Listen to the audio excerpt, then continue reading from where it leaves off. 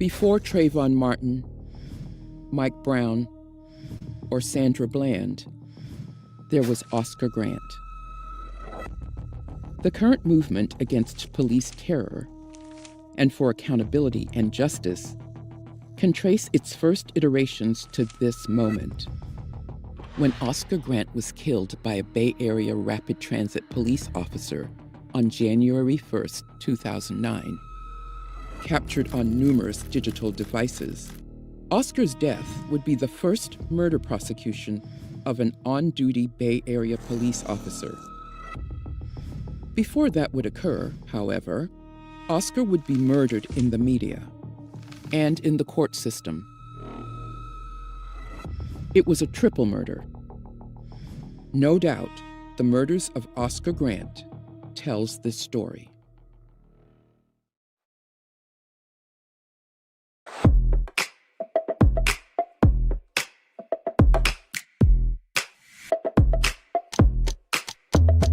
Tis woman's strongest vindication for speaking that the world needs to hear her voice.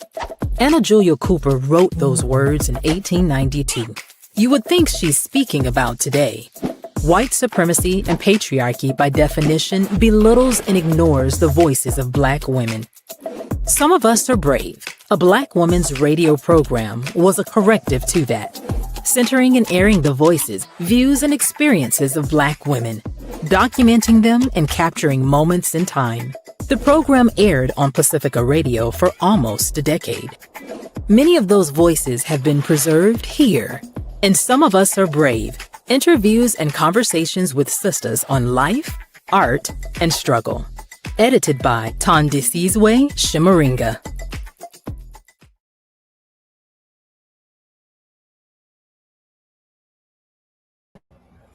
Greetings, free some land, Black August Resistance. How is everybody doing today? Can y'all hear me? Can y'all hear, sister? Let me get they probably can't do emojis in the chat, huh? Somebody type, I can hear you, or something over there. Can y'all hear me? Can y'all hear me? Can y'all hear me? I think you can hear me. Ain't nobody saying nothing. Thank you. Took you long enough.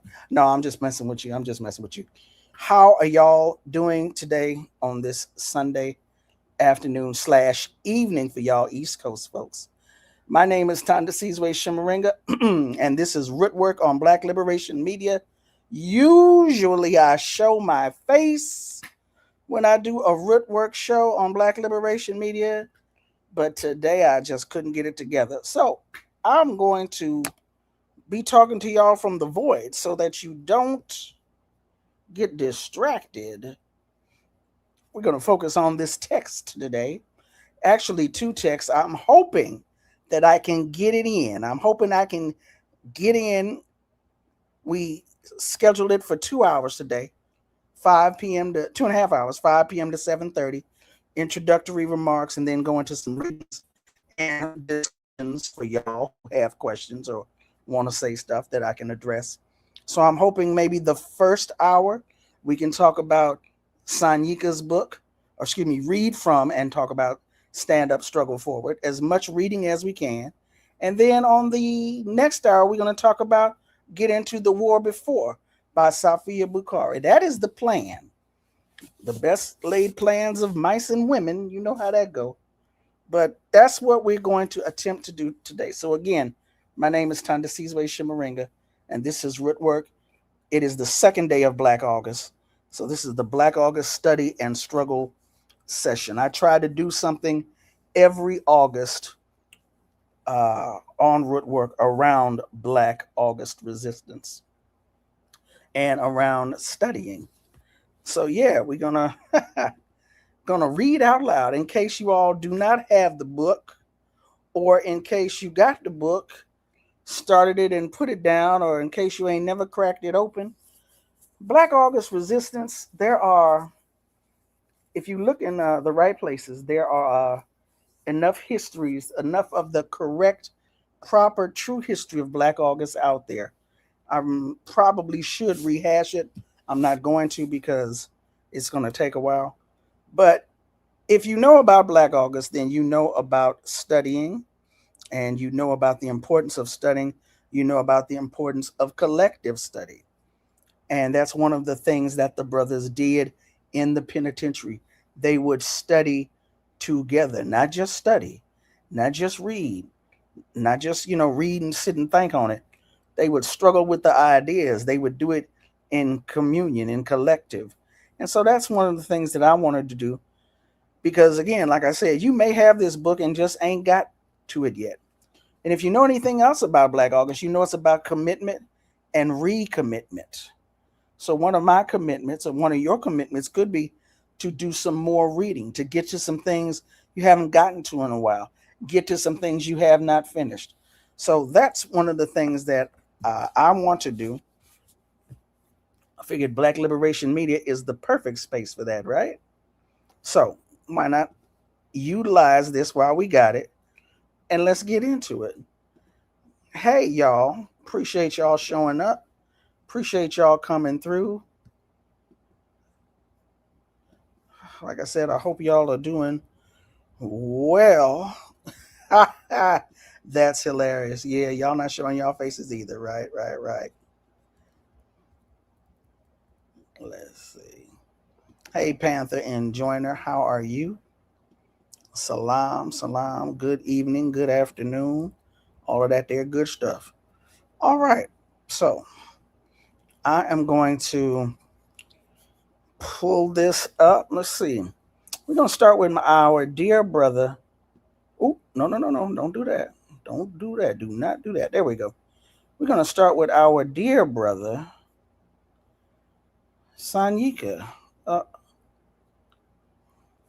Sanyika Shakur's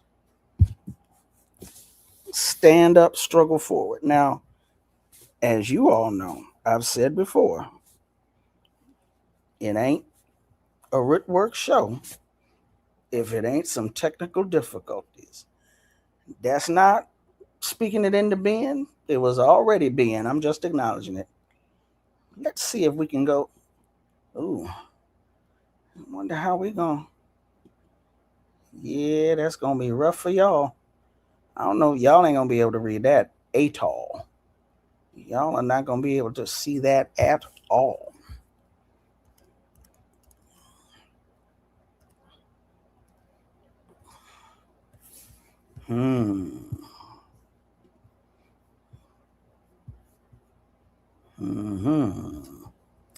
Yeah. Well. Yeah, I'm not sure how we going to do this for y'all. How are we going to do this for you all? Man. I'm going to figure it out. I'm going to figure it out.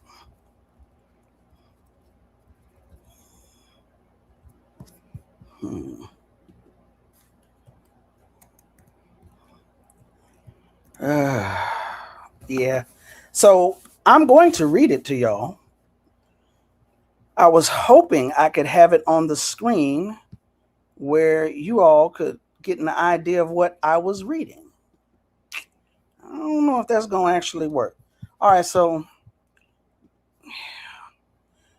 probably what I'm going to have, that's just not presentable at all.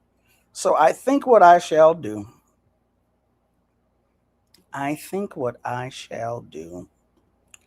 is, y'all can zoom in. Well, I don't know.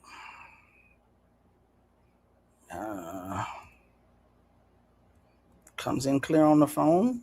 Zoom. Now, when you say hold on real quick. When you say 3 different channels, what you mean? Manifesto, I know it should be on the Rootwork channel and the Black Liberation Media channel, and it should be where you can, should be, what is that word? Portrait and landscape, where you can either hold your phone or be on a desktop or a laptop. So anything else, I don't know what's going on. But I'm not feeling this All right, she said you could zoom in. It looks so ugly, though. I need to hurry up. 15 minutes. 15 minutes in. All right. I don't know how we're going to vote on this. Do you want me to put the pages on the screen or do you want me to just read? Whoa. Hurry up and say something in the chat. Is there a link to the text? Yeah, I don't have a link to the text. Don't have a link to don't have a link to a PDF or an electronic version of the book. I don't even remember who the publisher is, but I do know that it helps us independent writers if you can buy our book. You can read it. If it's giving me grief now, hey, that's 3. I can read it. Somebody like being read to. Somebody said read it. All right, we're going to, 4 people said read it. We're going to, well, 1 person said both. Either way, we're going to shut off the voting right now, and I am going to read this to y'all. That's what I think I'm going to do. All right. So this is Stand Up, Struggle Forward by Sanyika Shakur. New African Revolutionary Writings on Nation, Class, and Patriarchy. Let's see if we can get through this first chapter real quick. And if you haven't read the book, by the way, if you're not familiar with it, the foreword to this book is by a brother by the name of Yusef Bunchy Shakur. You should be familiar with that name if you hang out here on Black Liberation Media. He is one of the hosts of Dare to Struggle, Dare to Win, which airs on Wednesdays here on Black Liberation Media. This is Sanyika Shakur's last book, 2013. It was put out by a publishing house in Canada called Kersplebedeb. They do a lot of leftist and anarchist books that they sell and also publish. This book is dedicated to Nahanda Abiodun, Susan Rosenberg, Assata Shakur, Sylvia Baraldini, Butch Lee, Aminata Umoja, and the revolutionary legacies of Safiya Bukhari and Marilyn Buck.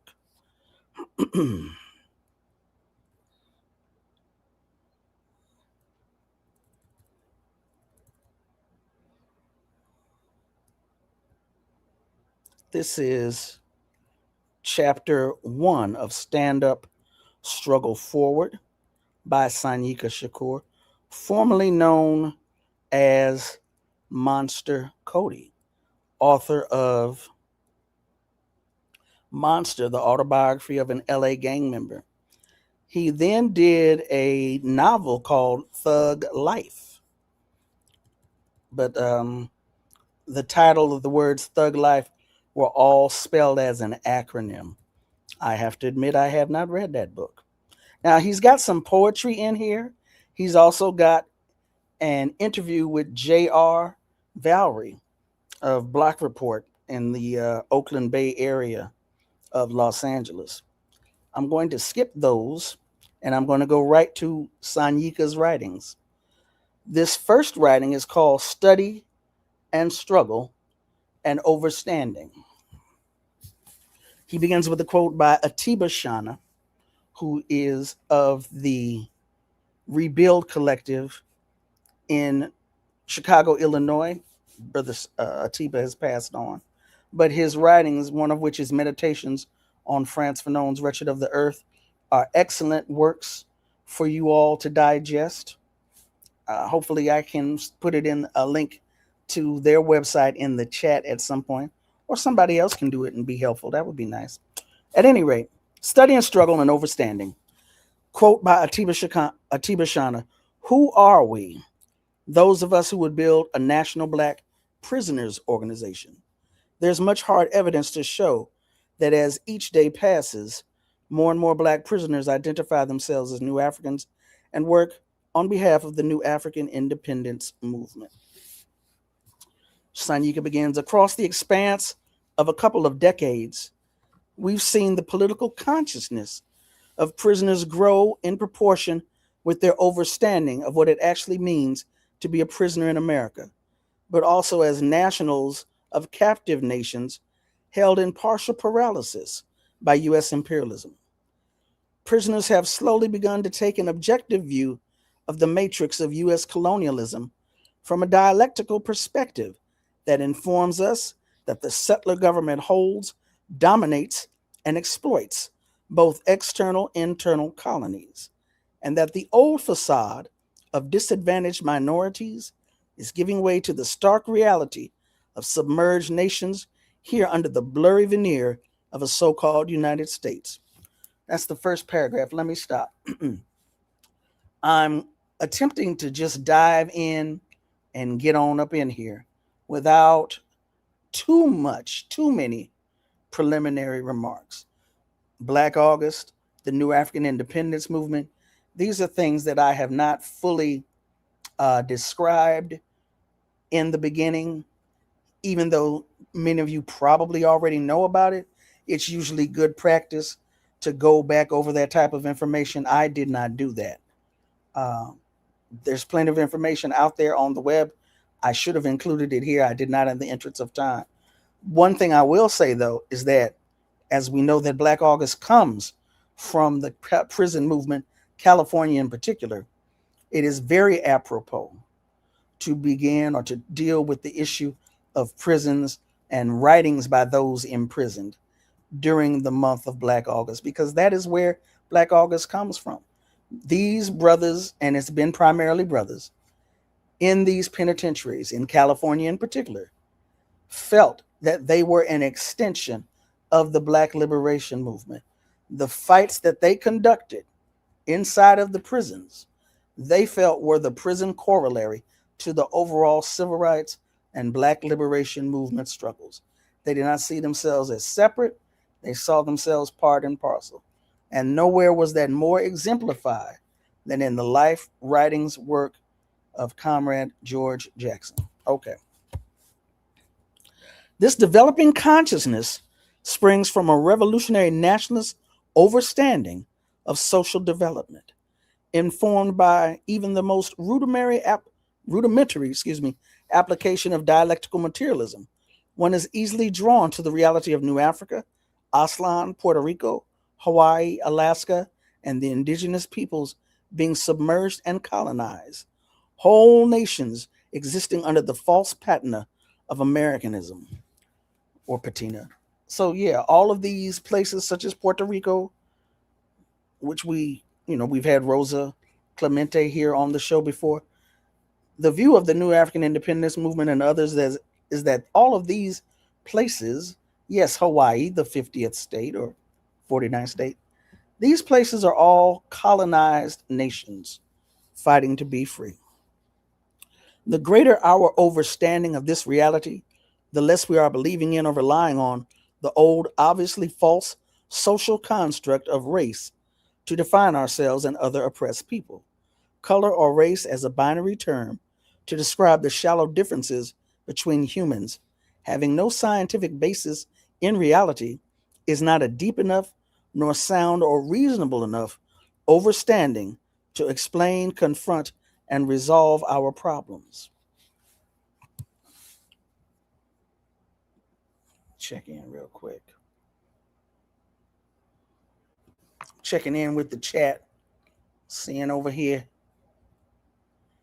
Okay, it don't look like y'all. Look like y'all all right.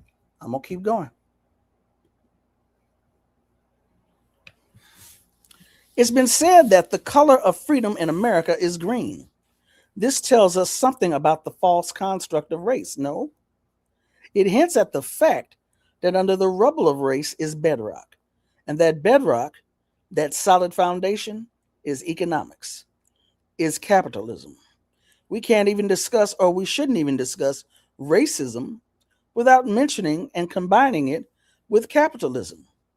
For capitalism built the social construct of race around itself as a motto, a defense, and a justification for prolonged activity.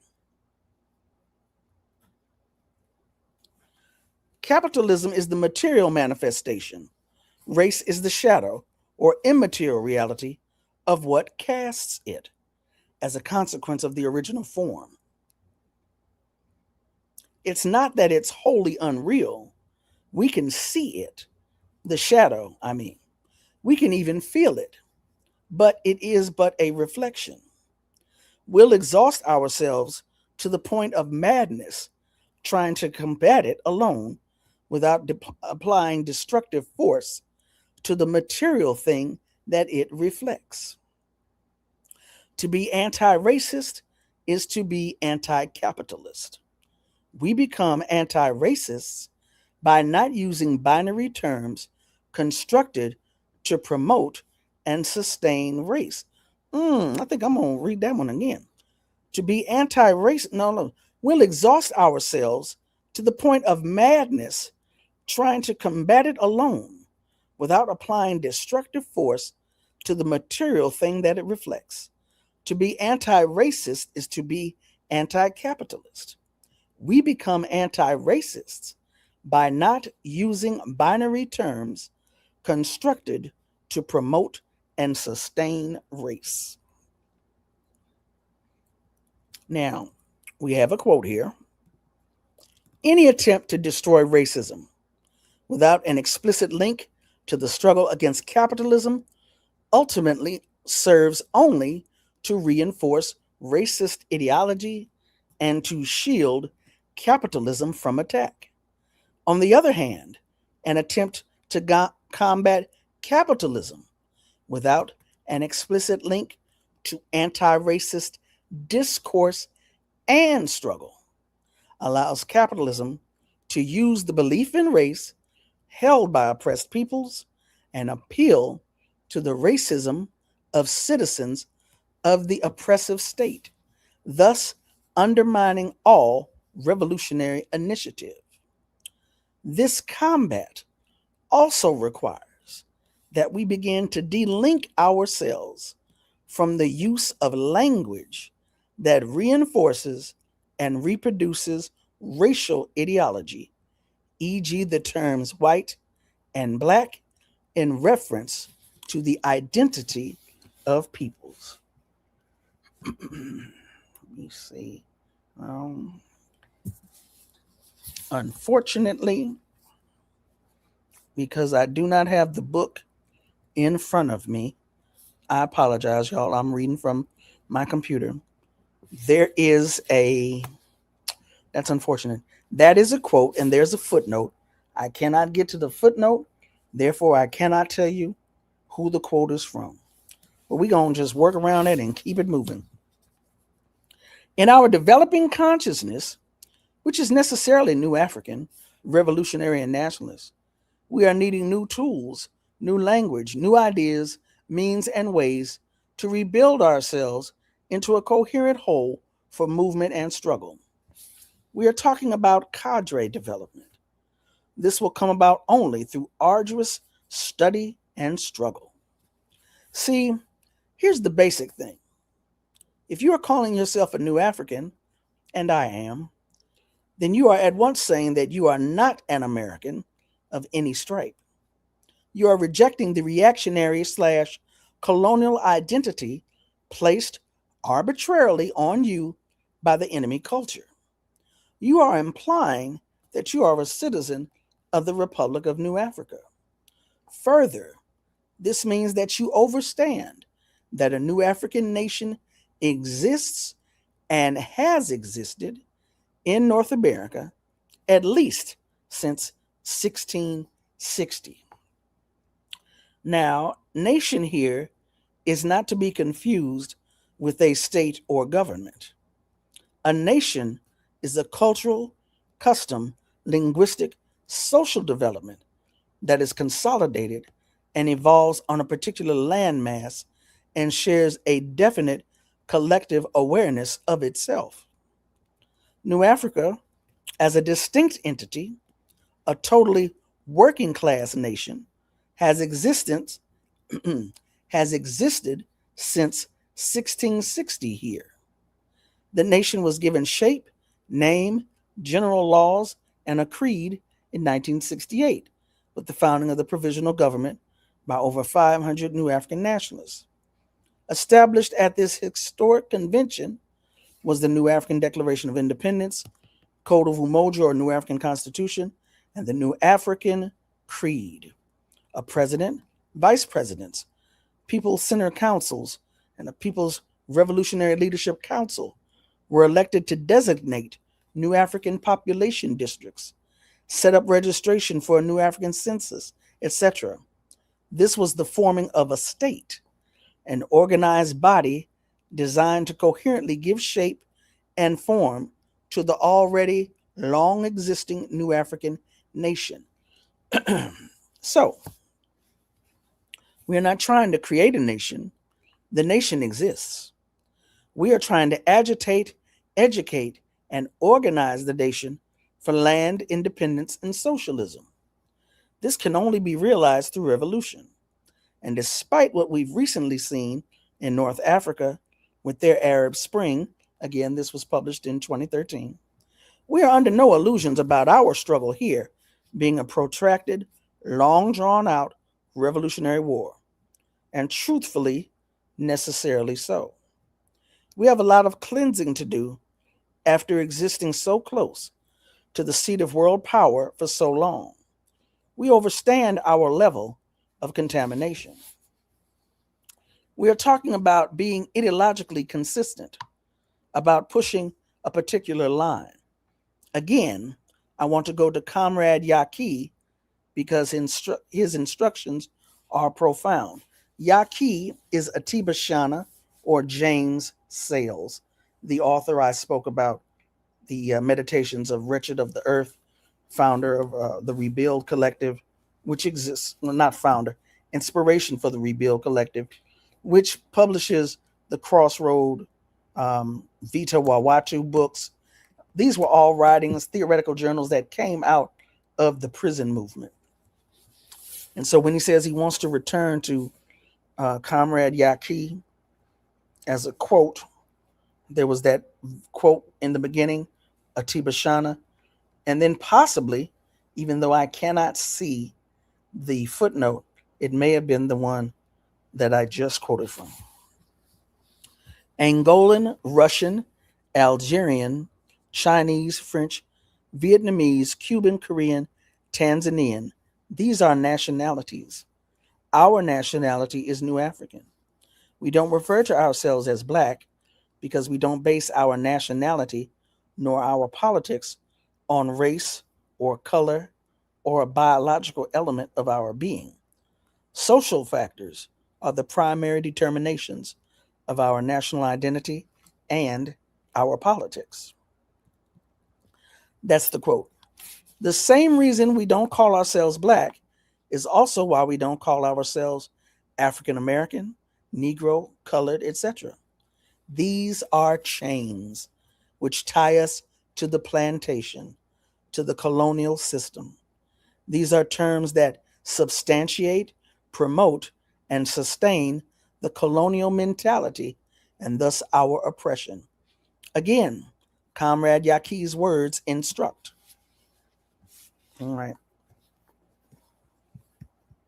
Got to figure this out. Let's see. I'm just checking back in with y'all over here in the chat. Hold on one second.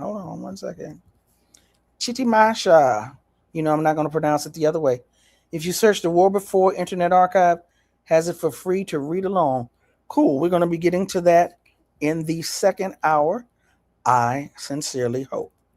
So I needed to just pop back over here real quick. Make sure y'all are still here. Make sure I ain't done nothing to get rid of y'all. All right. Let me go on back over here to Brother Sanyika. So again, Comrade Yaqui's words instruct. The native, the Negro, the colored, the Black, and the African American have no identity apart from that given them by the colonizer. That is, not unless they resist colonialism, which entails 1, their maintenance of an identity that is separate and distinct from that of the colonizer. 2, they begin to develop a new identity through the process of decolonization. Through having remained separate and distinct, colonized people aren't who they were prior to colonization, and they can't return to the past.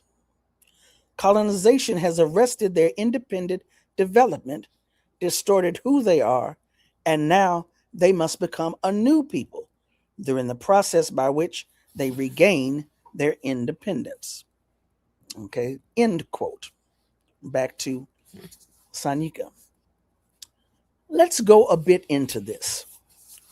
Those who are calling themselves African Americans are really doing so for 2 reasons. First, of course, there is an implicit overstanding that runs thoroughly through the new African nation that we are not really Americans, that we are, in fact, a people/nation unto ourselves. This used to be widely overstood with little notion of anything to the contrary. Neocolonialism has worked obsessively to change this awareness. The rapid decolonization or desegregation of the nation, beginning in the late 1950s, ushered in a new, or neo, more thorough, and dare I say, revolutionary form of control and exploitation, neocolonialism. Blacks, that's in quotes, took over from Negroes, in quotes, to lead the masses into an integrated lockstep with capitalism, while they, the misleaders, were awarded nominal posts in local and regional government, because the bourgeois media postulated these class enemies as being successful in a new and improved America. It fostered an image crafted by Madison Avenue that anybody could make it. Now that segregation is over, you can grow up to be anything you want, except free, of course. Let me stop here real quick. I want to say a couple of things about this. No, I don't. That'll take too long. It'll take away from the text. I'll save it for later. All right. The more integration, which was supposed to mean freedom and equality, we got, the worse our predicament became. The more bourgeois freedom and equality we struggled to obtain, the more critical our existence became. The stronger the black bourgeoisie got, compounded 100 times by the U.S. ruling class. Excuse me. Let me try that again. The more bourgeois freedom and equality we struggled to obtain, the more critical our existence became. The stronger the black bourgeoisie got, compounded 100 times by the U.S. ruling class. The stronger the black bourgeoisie became, the more our revolutionary leadership was attacked, assassinated, imprisoned, or exiled. The more this became so, the worse the hoods got. The worse the hoods got, the more street orgs began to proliferate. Many people use street orgs instead of the word gangs. More dope, more guns, more pigs, more prisons. This is what the losing of a sense of self brings. Integration is neocolonialism and its reactionary nationalism. But it would be unfair to say it's not progress. It is progress. It's just not progress in our interest. We are moving forward, but it is towards our annihilation. The black bourgeoisie worked in tandem with its masters to keep the chains on New Africa. They overstood the strong nationalist sentiment that ran through the nation. So in order to placate this sentiment and please their masters, the black bourgeoisie introduced the term African American, a split personality that straddled an ocean and a colonial existence. But because our leaders said it was right, and after all, the masses said We are Africans, voila. This, of course, is not scientific or a reflection of any true reality. It is a term used to maintain a colonial relationship with New Africa, now being run by remote control through the antics and colorful animation of the African American bourgeoisie, what we here at Black Liberation Media and, of course, Black Agenda Report lovingly refer to as the Black Misleadership class. You see them in the Congressional Black Caucus, the higher echelons of the Prince Hall Masons, in the persons of Oprah, Jesse, Al Sharpton, Robert Johnson, etc. They've been appointed by the U.S. ruling class to lead the masses into a neo-colonial marriage with America. The African American bourgeoisie is conjoined, face to ass, those are his words, not mine, with the U.S. ruling class, and no surgery short of protracted people's war will loosen them and free us. The masses, by and large, are innocently confused. They can be redeemed. It is our job as cadres to do that, which is why it is so important to study and struggle. To build up your revolutionary ideological, philosophical, and theoretical overstanding so as to be able to distinguish the real from the false, the righteous from the reactionary. Our vision must be emphasized. I'm sorry. This is a quote he's going into now. Again, I don't have access to the footnotes.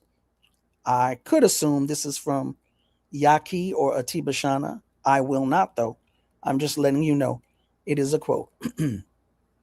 Our vision must be emphasized in opposition to the imperialist and neo-colonialist perspectives. Our vision demands that we stress the need to establish new African state power as the prerequisite for the long-term resolution of colonial violence, bad housing, miseducation, poor health, no jobs, etc. At present, the orientation underlying mass struggle is primarily neo-colonialist. We ask the U.S. government to do things for us. Our struggle is against the U.S. government to secure the power to prevent it from doing things to us, and so that we can do things for ourselves under our own government. Each issue that the masses struggle around must be infused by the People's Vanguard with the idea that none of our problems can be solved until we achieve national independence, end quote. In closing, then, I'd like to simply emphasize the need to study and struggle. Study revolutionary nationalism and struggle around the issues that are affecting us. It's a beautiful thing to see more prisoners becoming conscious of themselves as new Africans. This, too, is a prerequisite to getting free. Change your mind, and you can change your conditions. Understanding and appreciating the reality of one's situation gives one a greater sense of appreciation for other oppressed nationals in the same or similar predicaments. I'm going to fall out with a quote by Comrade Yaki that pretty much sums it all up. Quote, anyone claiming to attack racism while claiming that racism is the only thing wrong with this system is either terribly confused or an outright enemy of the people and their interests. If we truly want to get rid of racism, we have to overthrow capitalism first. That is the end of chapter 1 of Stand Up, Struggle Forward by Sanyika Shakur. I'm going to come back over here because I'm reading it on a different screen. So I'm over here now in the chat with y'all to see how y'all doing. And real quick, I'm going to take a break from reading. And I want to talk about this term, African American. I want to talk about it from my standpoint. So back in the day, I was the assistant editor of a black newspaper here in Los Angeles, California. Most of the black newspapers in this country are members of NNPA, the National Newspaper Publishers Association. And as such, many of them, not all, but a lot of them as newspapers, as print media, they adhere to the Associated Press style book in the way that they write the news. The way that the news is, now I know we in a literacy crisis here in the US. Y'all just work with me. I'm trying to give you background and context. The way that newspapers are written, it's supposed to be easily digestible on a either 8th or 6th or even 4th grade level, some of them. But it's different from the way you hear news written, at least it used to be, on television and on radio when people are presenting the news. So there's an Associated Press style guide. In that Associated Press style guide, the word black used for black people was always lowercase. Always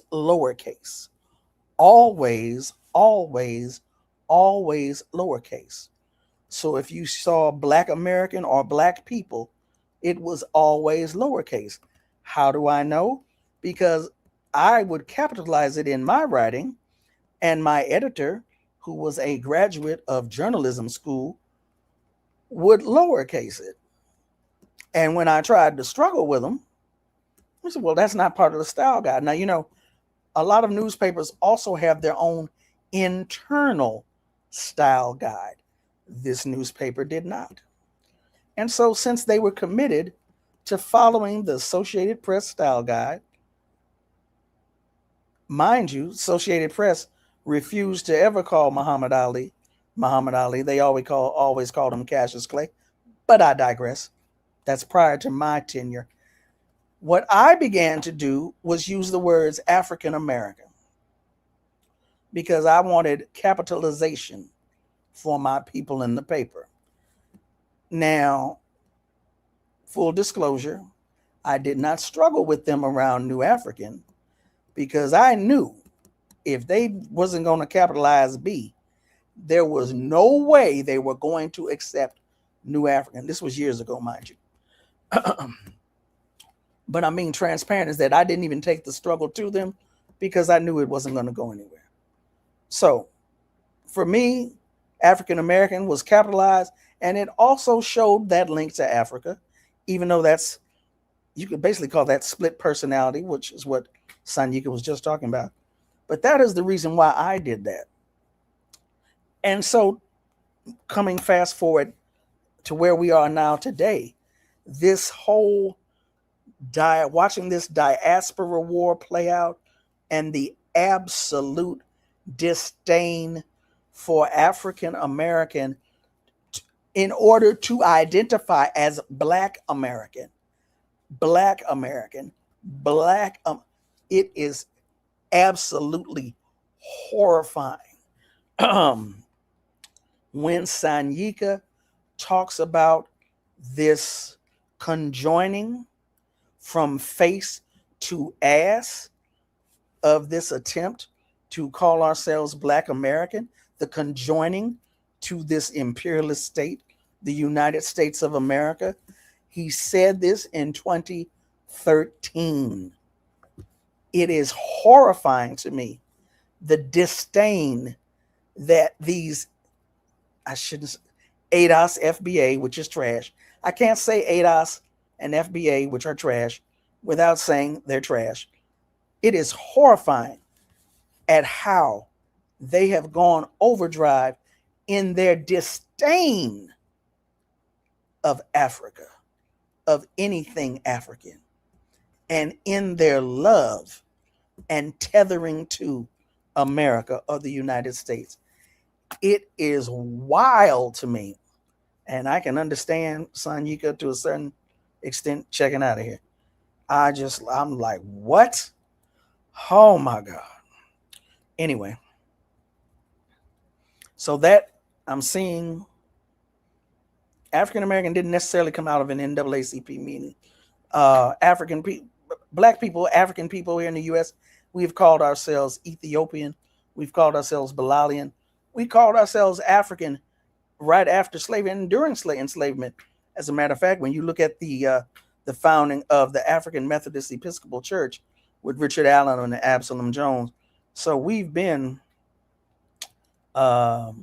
using African interchangeably with who we are here. But Lord have mercy, Jesus. So I'm going over here. You know what? Y'all have fun over here in the chat. I am not. I don't know if I'm gonna be able to get to all of this. Y'all have fun. Y'all have fun with one another. I'm gonna have to. I don't know how this is gonna work. Maybe I'll be able to come back later on. All right. So, as I said, that was chapter 1. It is 5:51. I'm going to see how much further I can get into chapter 2 of Stand Up, Struggle Forward. And then hopefully we can go on to the first chapter of Before the War by Safiya Bukhari. Chapter 2, Class Antagonisms Inside the Fundamental Contradiction of National Oppression. Again, this was written in 2013. Having just passed the 19th and quickly approaching the 20th anniversary of the LA Rebellion, we should be reminded here, i.e., that was April 1992, y'all. We should be reminded here of what Rodney King whimpered as he stood in front of a bank of microphones surrounded by class enemies and neo-colonial politicians. We should remember how he'd been dressed in that non-threatening cardigan sweater, white shirt, and black tie. Now, he ain't had to do that. Why you got to say he was dressed non-threatening? All right. How his hair had been tortured into submission by a jerry curl. Okay, now you just clowning, brother. All right. How his hair had been tortured into submission by a jerry curl. We should reflect as well upon how timid and spooked he looked, and on how concerned and stern those who flanked him were as well. That was a Kodak moment. It was staged to foster an image of contrition and resignation, submission, a victim. Rodney King had been led to believe, through a bourgeois sense of reasoning, that the rebellion was really about him, that the reason new Africans and Mexicanos took to the streets of South Central was the result of his filmed beating. And I don't know how many of y'all are of a certain age where you were not alive at the time of the video of the beating or of the rebellion or of that press conference. Of course, you can search now and find the videos of it. But yes, Rodney King was trotted out and he looked completely distraught at what was happening. And he asked the question, can't we all just get along? If you've ever heard that saying, that is where that comes from. Rodney King asking, can't we all just get along? And of course, the majority of us resoundingly answered him, no, we cannot. Anyway, getting back to the text, that, of course, is typical of mechanical bourgeois thinking. What it's not typical of, however, is someone from the hood. And this cuts both ways. No one in the hoods and barrios, is it barrio or barrio? Anyway, it's usually spelled with a V and pronounced with a B, I think. No one in the hoods and barrios ever thought it was about Rodney King. We'd all seen the film over and over like everyone else, but that was par for the course. We'd always seen that, long before anyone had caught it on tape. Actually, we'd experienced much more than that. Why, it's safe to say that hoods have gone to war with each other in vicious waves of internal intra-class combat for much less than that. Though, because of a general colonial mentality, which prevents the challenging of from bottom-up oppression, the same hood forces will not, in any systematic way, wage war on the pigs or for freedom, land, and socialism. Going to take a quick break before I reread that because it seemed like my vocal cords is dry.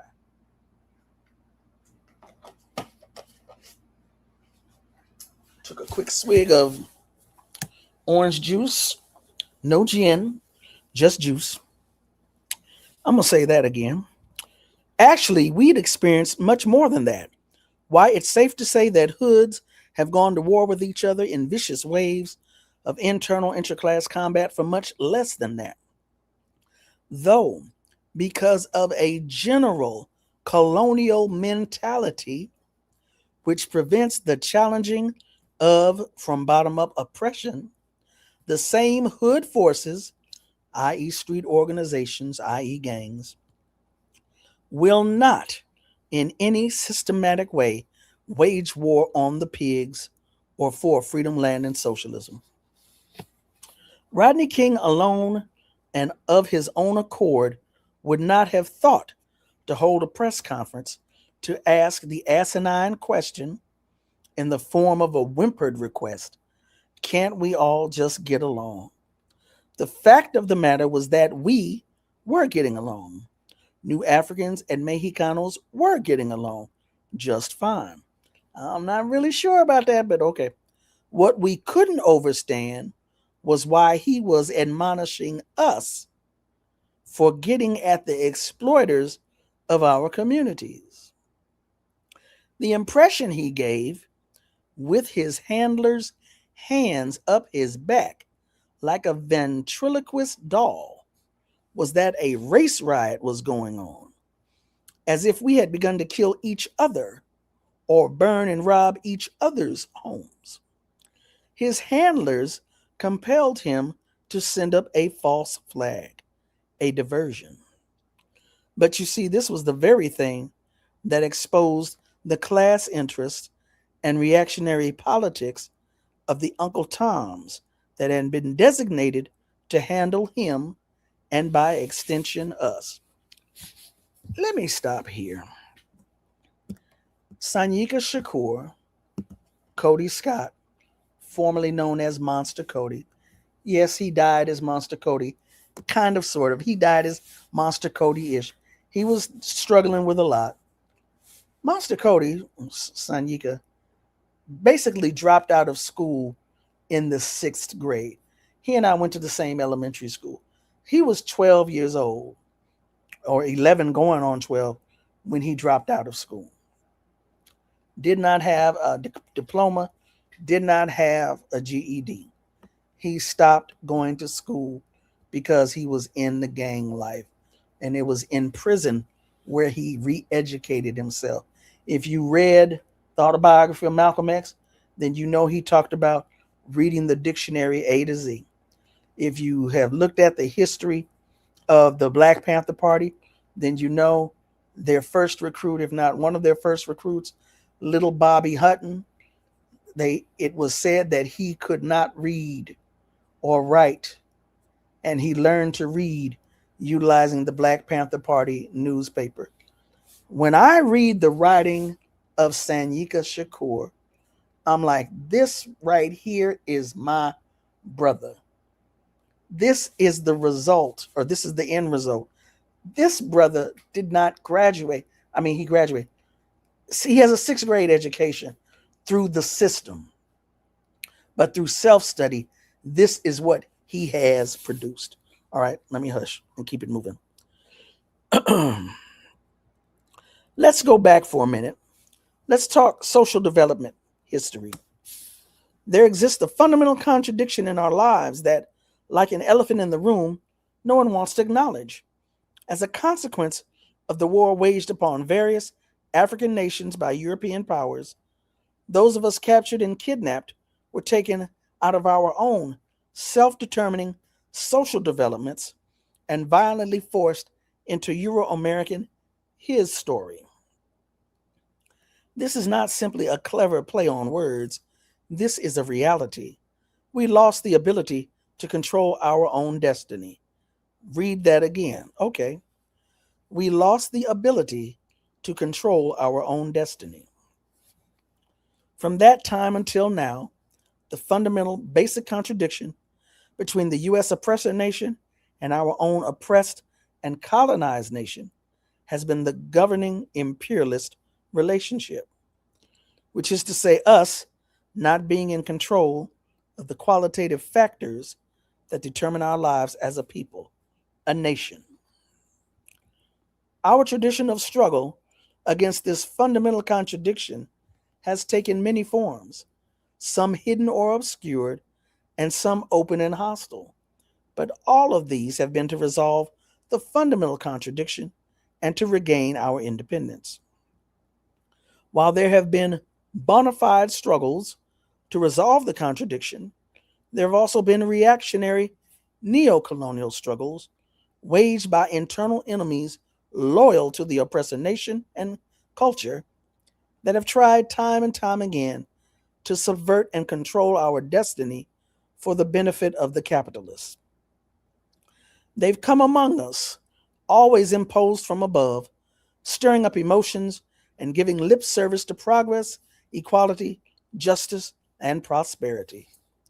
These always within the colonial confines of the oppressor's arrangements, and none collectively ever materialize, because without a resolution of the fundamental contradiction, that is, the freeing of our productive forces from U.S. imperialism and the governing of our own affairs, we will remain a minority within the American system, as opposed to a majority in our own, and subjected to the established bourgeois social contract, i.e., colonialism, neo and post. We can parade all through the empire with black congressmen, black mayors, black governors, black police chiefs, black Supreme Court justices, hell, even a black president, and absolutely nothing will alter the genocidal relationship that governs our national oppression here, because the blacks are a part of the colonial apparatus. They have made a strategic alliance with the capitalist imperialists to act as go-betweens in our oppression and exploitation. I'm here. I'm just checking my phone real quick. Checking my phone. Okay. This is a conscious class stand. The black petty bourgeoisie is not innocently confused, like, say, Mrs. Johnson across the street is, about our national oppression, about the existence and subjugation of New Africa. They are well read, have traveled, and are experienced. They have just chosen sides against us and in favor of our historical enemies. And the sooner we recognize and internalize this, the better off we'll be. Black ain't nothing but a color. As a designation of our national identity, it is played out. It is a superficial overstanding at best and a foolish and dangerous analysis at worst. We have no collective control over the qualitative factors which determine our lives. We do not, in other words, control our destiny, not as a people, nation, or a state government. We are not a free, self-determining people. We were, before contact, kidnapping, and national oppression, but not now. Until this fundamental contradiction is resolved, until New Africa is independent of U.S. imperialism and neo-colonial domination, we will remain at the continual mercy of our historical enemies and their warped worldview, a worldview that breeds, promotes, encourages and finances predation and exploitation. Which brings us back to Rodney King and can't we all just get along? The question that begs an answer is, who is this we he spoke of? The rebellion was against what was generally perceived as the system, and particularly against exploiters who parasitically attached themselves to our oppression, chose to bleed our communities of the little finances we were able to have. The masses, in their choice of targets, were only reappropriating the wealth they'd invested in these stores and businesses that were then taking that wealth out of the hoods and barrios and giving it to the enemies of us all. So we, the poor and exploited, were already getting along with each other. Who we didn't get along with were those who'd exploited us, who bled our areas dry of finances while flooding our areas with a bunch of crap and BS.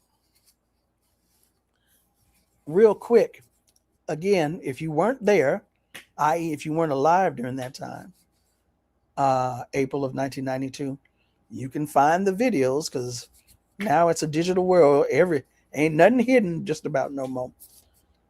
When you look at the videos and when you see people who were on the ground talking about what happened that day or during that time period, you see a lot of Mexicanos, or what is known as Latinos, were in the street.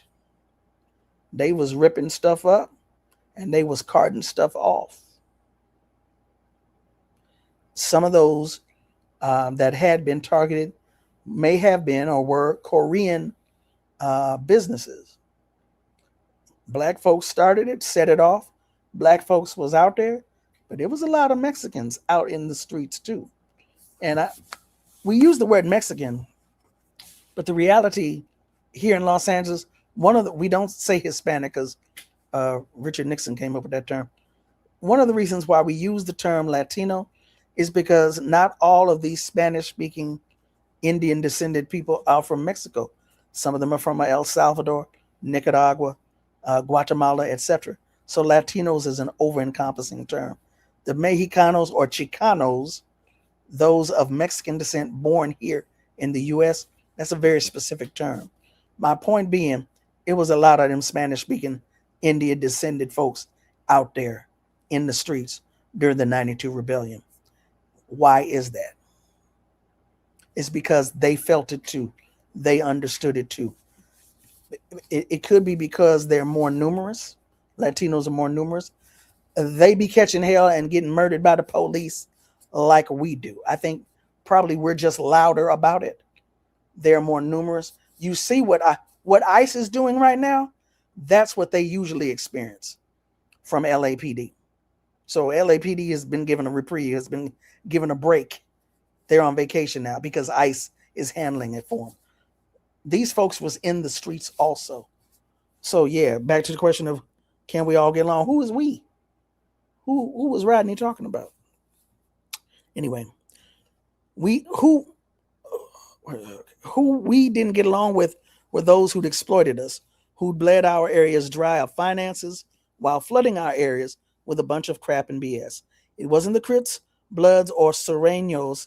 Sureños means the Mexicanos, Latinos, Norteños would be those of Northern California. It wasn't the Crips, Bloods, or Sureños who'd pulled Rodney King out of his car and beat the hell out of him, nor was it the Black Liberation Army or the Brown Berets. So why was his press conference directed at us in the hoods and barrios? This also alerted us to who it was who had arranged this press conference. The next question in line with his request is, what exactly did he mean by get along? As in, can we all get along? Didn't our getting along with national oppression lead us to this point? Didn't we just get along after they kidnapped us, colonized us, hung us, neo-colonized us, imprisoned us, ghettoized us, miseducated us, unemployed us, assassinated our leaders, drugged us, infected us, and sent our youth to fight other oppressed peoples for them? Didn't we get along during all that? Getting along with U.S. imperialism and our own genocide has gotten us into this sordid ass state. Getting along allowed the pigs to feel comfortable with pulling Rodney King out of his car and beating the hell out of him. The pigs didn't fear reprisal from the Black Liberation Army for harming one of our nationals, because when they imprisoned our combatants, we just got along with that. Reread that. Getting along allowed the pigs to feel comfortable with pulling Rodney King out of his car and beating the hell out of him. The pigs didn't fear reprisal from the Black Liberation Army for harming one of our nationals, because when they imprisoned our combatants, we just got along with that. But you see, here's the thing. Those were not Rodney King's words nor his thoughts. Probably not even his will. No, those who were pulling his vocal cords were those who had a vested interest, a stake in the system, as it was before the rebellion. Those who had made a political and economic class alliance with the imperialists. His now famous quote was actually a message from our class enemies by way of someone who they thought we could identify with. But of course, his/their words fell upon deaf ears, because those who'd been treated just as bad, and some even worse, were out in the streets looking for a better day. All the things people labored so hard to manufacture at minimum wage jobs but could not afford to buy, they got for free. People were getting food, clothing, diapers, shoes. The media always focused on the TVs. And whatever else they could never afford but always needed. And this in an empire whose wealth began upon their conquest and continues upon their exploitation today. Let us not forget that the U.S. as an empire has never supported itself, ever. It was born a parasite and grew to prominence as a parasite. It is today a parasite. But in the wealthiest empire on the planet, in the history of the world, people are starving, homeless, and generally without. The repression required to keep us just getting along is a massive effort undertaken by every branch of the oppressor government, executive, legislative, and judiciary. In fact, laws are enacted to maintain bourgeois hegemony over both internal and external colonies. Both federal, i.e. national, and state, i.e. regional, laws function to keep the oppressed tethered to the floor of the empire. There is a general and permanent state of war that governs all relations between oppressor and oppressed. Sometimes it's hidden and tactically called something else. Usually,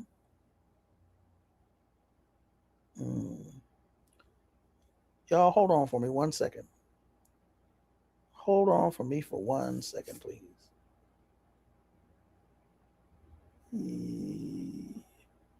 Yeah, that's not going to work. You know what, y'all? Hold on. I'm going to need to take a quick break. Hold 1 second. Be right back.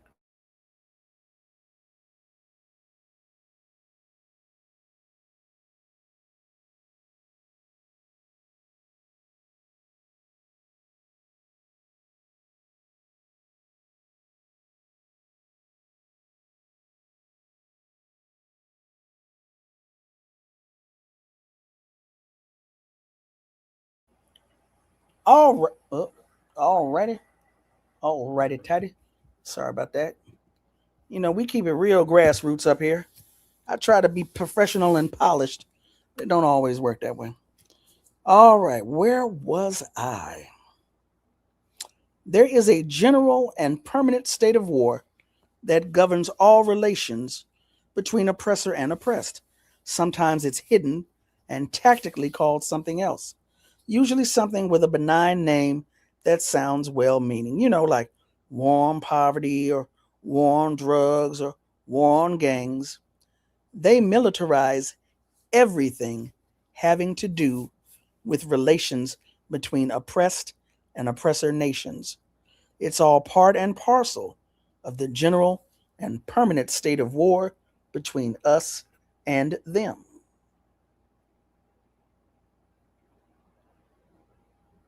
I'm here, hold on. And just because we ain't ready, organized, and responding to it, don't mean it's not a war. Mario Badele, first president of the Republic of New Africa, used to say, "You might not be at war, but you are in a war." The hoods, barrios, and reservations are virtual prisons. The schools are halfway houses, and the prison industrial complex is doing big business. It's a war, all right, ready or not.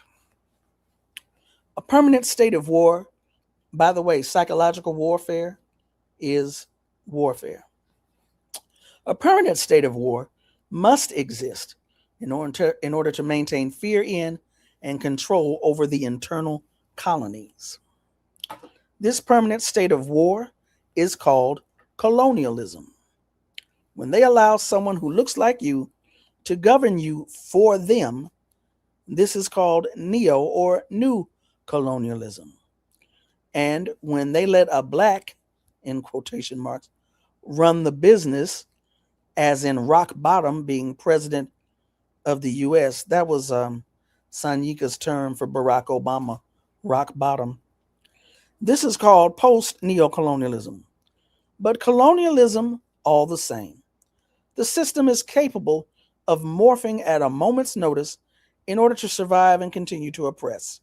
As Butch Lee pointed out, quote, it can even appear as its opposite in order to evade destruction, unquote. The slogan popularized by the old Black liberation movement, by any means necessary, actually embodies what the US system of capitalism is really about. In practice, always, they will select a black sock puppet to be the president to demonstrate to their investors that they are colorblind, and then turn right around and imprison 800,000 new Africans. Then the sock puppet president turns around and appoints various women to his team to show the people it is not patriarchal, but the same system is waging an authoritarian war on women and children, though especially women and children of color, those from the internal colonies, New Africa, Puerto Rico, Aslan, and indigenous nations.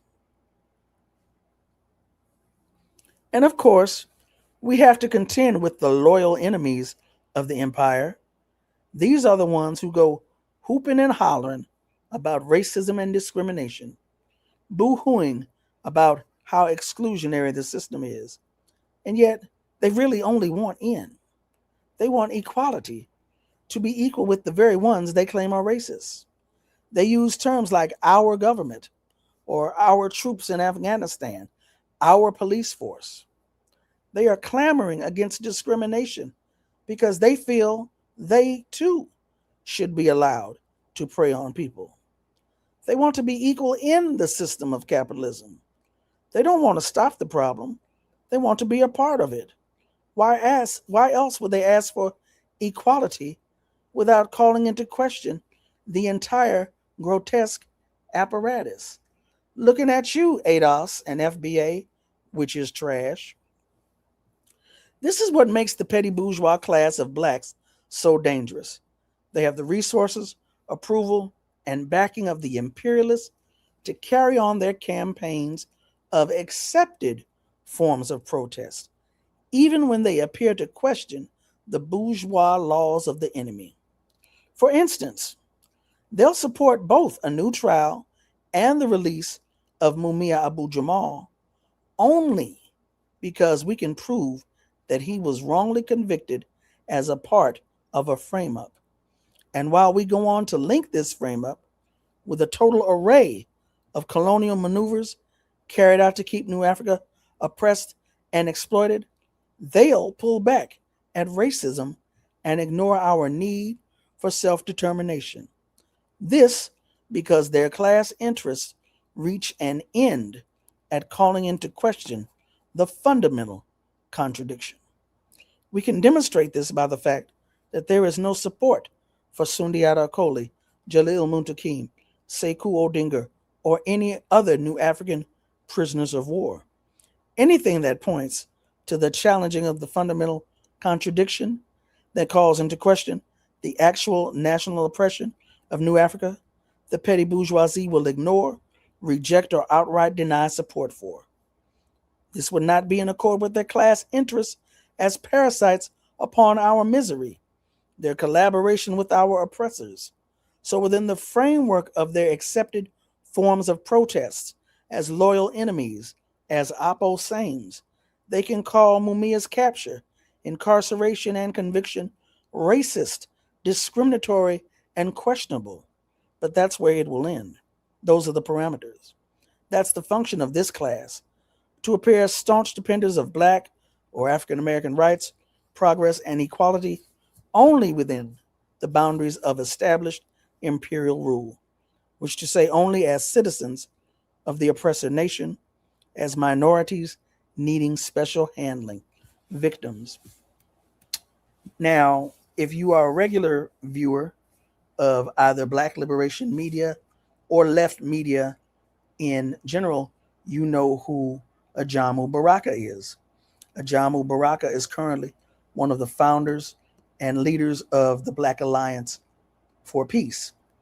Prior to that, in one of his other lives, he was the director in Atlanta, the southeastern region, I do believe, of Amnesty International. And Amnesty International has existed for years as one of those people of conscience nonprofits, non-governmental organizations. And what Amnesty International would do, I haven't heard from them in a while, but one of the things they would do is they would advocate for prisoners of conscience, nonviolent political prisoners to be released from prison. But one of the things that they would do is that they would never take up a cause in the country that they were based in. In other words, Amnesty International, based in South Africa, which I doubt, I'd have to check the record, during the time of apartheid, let's say, for example, the South African chapter could not say, hey, Nelson Mandela needs to be released. But a chapter in France or England or someplace else could say Nelson Mandela needs to be released. So here in the US, it wasn't until, and I'm not saying that Ajamu was behind this, he probably was. I don't remember the foundings. I just remember it was during his tenure in the Southeast that Amnesty International began to talk more about Geronimo Gijaga Pratt, Leonard Peltier. I'm not really sure if they did about Mumia Abu Jamal, but they promoted the cases of Geronimo and Leonard as political prisoners because it was just so glaring, the inconsistencies in their cases, and that they were, quote unquote, innocent. But they never ever, as Sanyika has mentioned here, never ever talked about Assata Shakur, never ever talked about Sundiata Acoli, never ever talked about Jalil Muntakim, never ever talked about Sekou Odinga, Mutulu Shakur. Why? Because these people, in their language, had been accused of crimes that involved of them using violence, right? But when we look at the words of Sanyika, we see these are clearly people who are in staunch opposition to the U.S. imperialist state, which include, by any means necessary, the taking up of arms against the U.S. imperialist state. And that is why they never would, and when I say they, not just in Amnesty International, but the bourgeoisie and the U.S. government, they never would, never have, never will raise these cases, because these are the folks, that's why they're considered prisoners of war. They took up arms against those who hold our people in colonial bondage. Okay, that's enough of me running my mouth. And let me get back to Sanyika's words.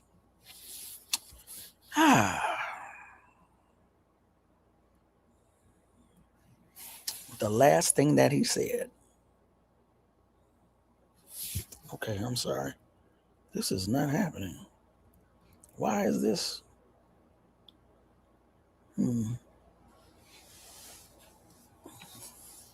Okay, for some reason, y'all, I told you. Oh, okay, there it is. There it is. There it is.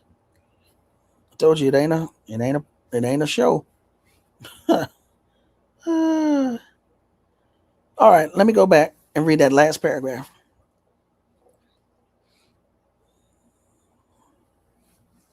No, that's not it. Okay, there we go. There we go. That is, so within the framework of their accepted forms of protest as loyal enemies, they can call Mumia's capture, incarceration, and conviction racist, discriminatory, and questionable. But that's where it will end. Those are the parameters. That's the function of this class, to appear as staunch defenders of Black or African American rights, progress, and equality, only within the boundaries of established imperial rule, which is to say, only as citizens of the oppressor nation, as minorities needing special handling, victims. And here we are back at Rodney King. Once the spontaneous LA rebellion had run its course, brought under control only secondarily by the National Guard, its primary weakness, of course, was its spontaneity. I think it's Frantz Fanon who talks about spontaneity. No? The U.S. government enacted a counterinsurgency policy called Weed and Seed. This directive was issued straight from the White House from then President George H.W. Bush. And let us not forget that this same pig had, from January 1976 to 1977, been director of the Central Intelligence Agency. So he was no stranger to counterinsurgency programs. Weed and Seed was a counterinsurgency program, much like the Phoenix program, run previously on the Vietnamese people, to, it explicitly said, neutralize the Viet Cong by assassinating its cadres, destroying its bases among its people, and strategically winning over the Vietnamese population. That is exactly what Weed and Seed was about as well, in the hoods and barrios of South Central. Once you see New Africans as an internal colonized nation, and not simply as a Black minority of discriminated against U.S. citizens, you'll begin to understand the interchangeability of military tactics used against other colonies around the world. Not only did Weed and Seed implement a weeding out of troublemakers, i.e. combatants, leaders, and political adversaries, but it seeded points of contention and distrust amongst the various participants in the rebellion and resistance that grew eventually into what's happening now between almost every hood and barrio.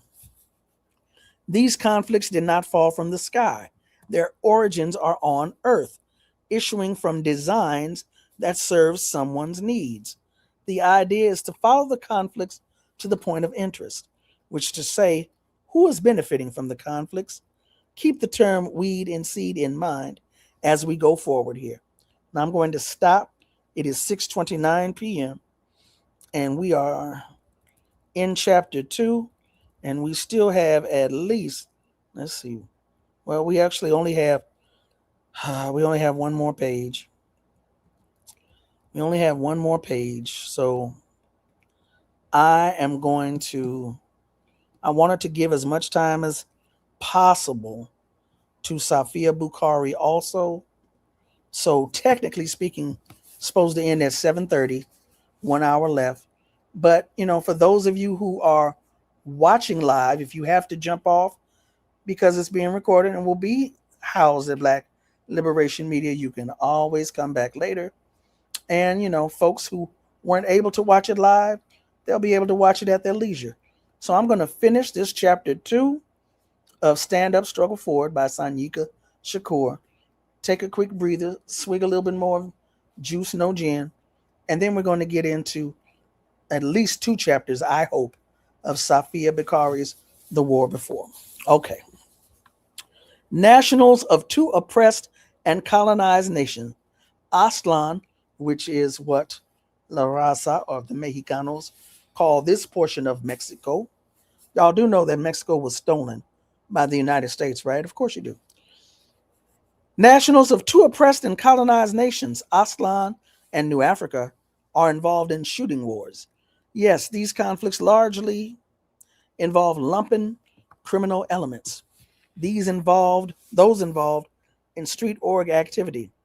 The lumpen element, to a degree, played some significant roles in the revolution of the 60s and early 70s, especially those who were able to transform their criminal mentalities into conscious revolutionary mentalities. Even though it's largely lumpen elements in contention in the hoods, barrios, regular working class people, students, and children are also being affected by these clashes. But the thing is, the combatants are nationals of oppressed nations, those the U.S. government has already deemed social dynamite and has slated for liquidation through one of its various methods of collective death and destruction.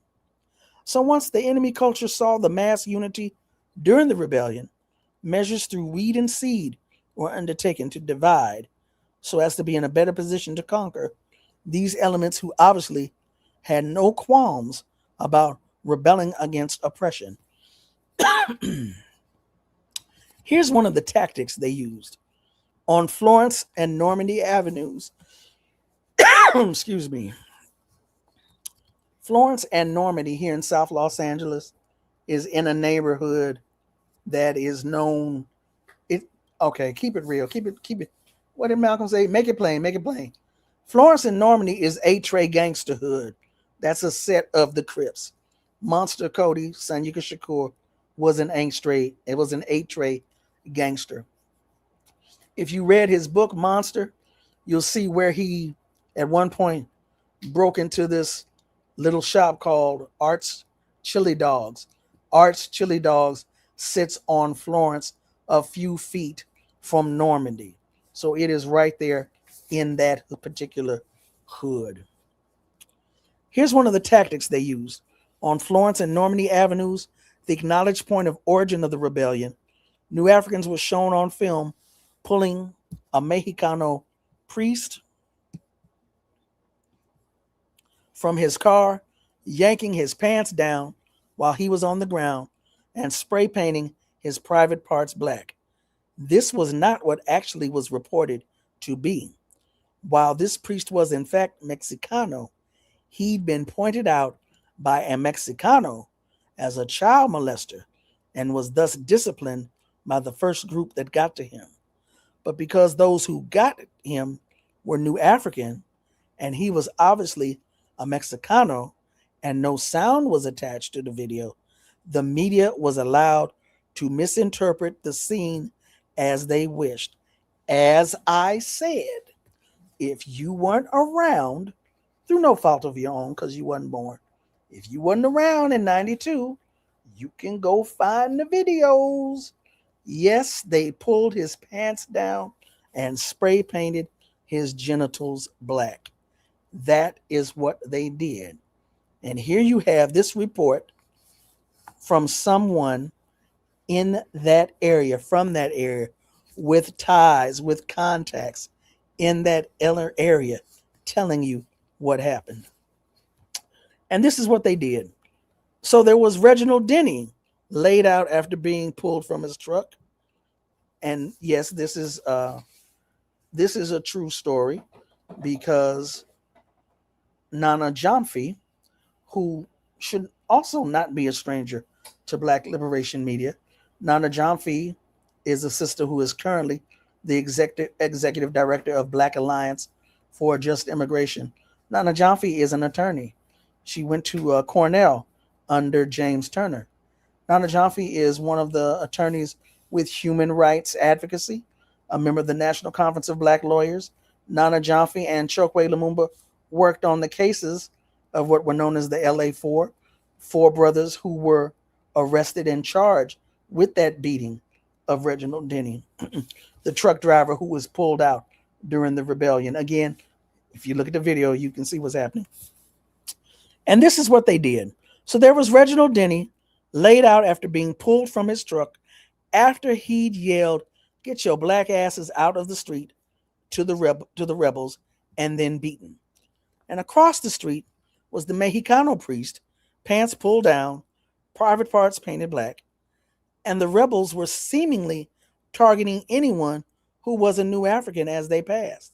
This is what it looked like from the helicopter, and after the news people interpreted it as such.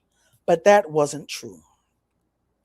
The rebels, the lumpen, had just had a very physical brawl with a few dozen LAPD pigs, and he's specifically talking about members of the H-race, over their manhandling of a fellow by the name of Mark.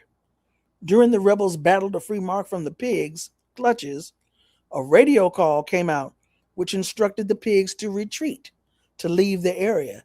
They got into their cars and left.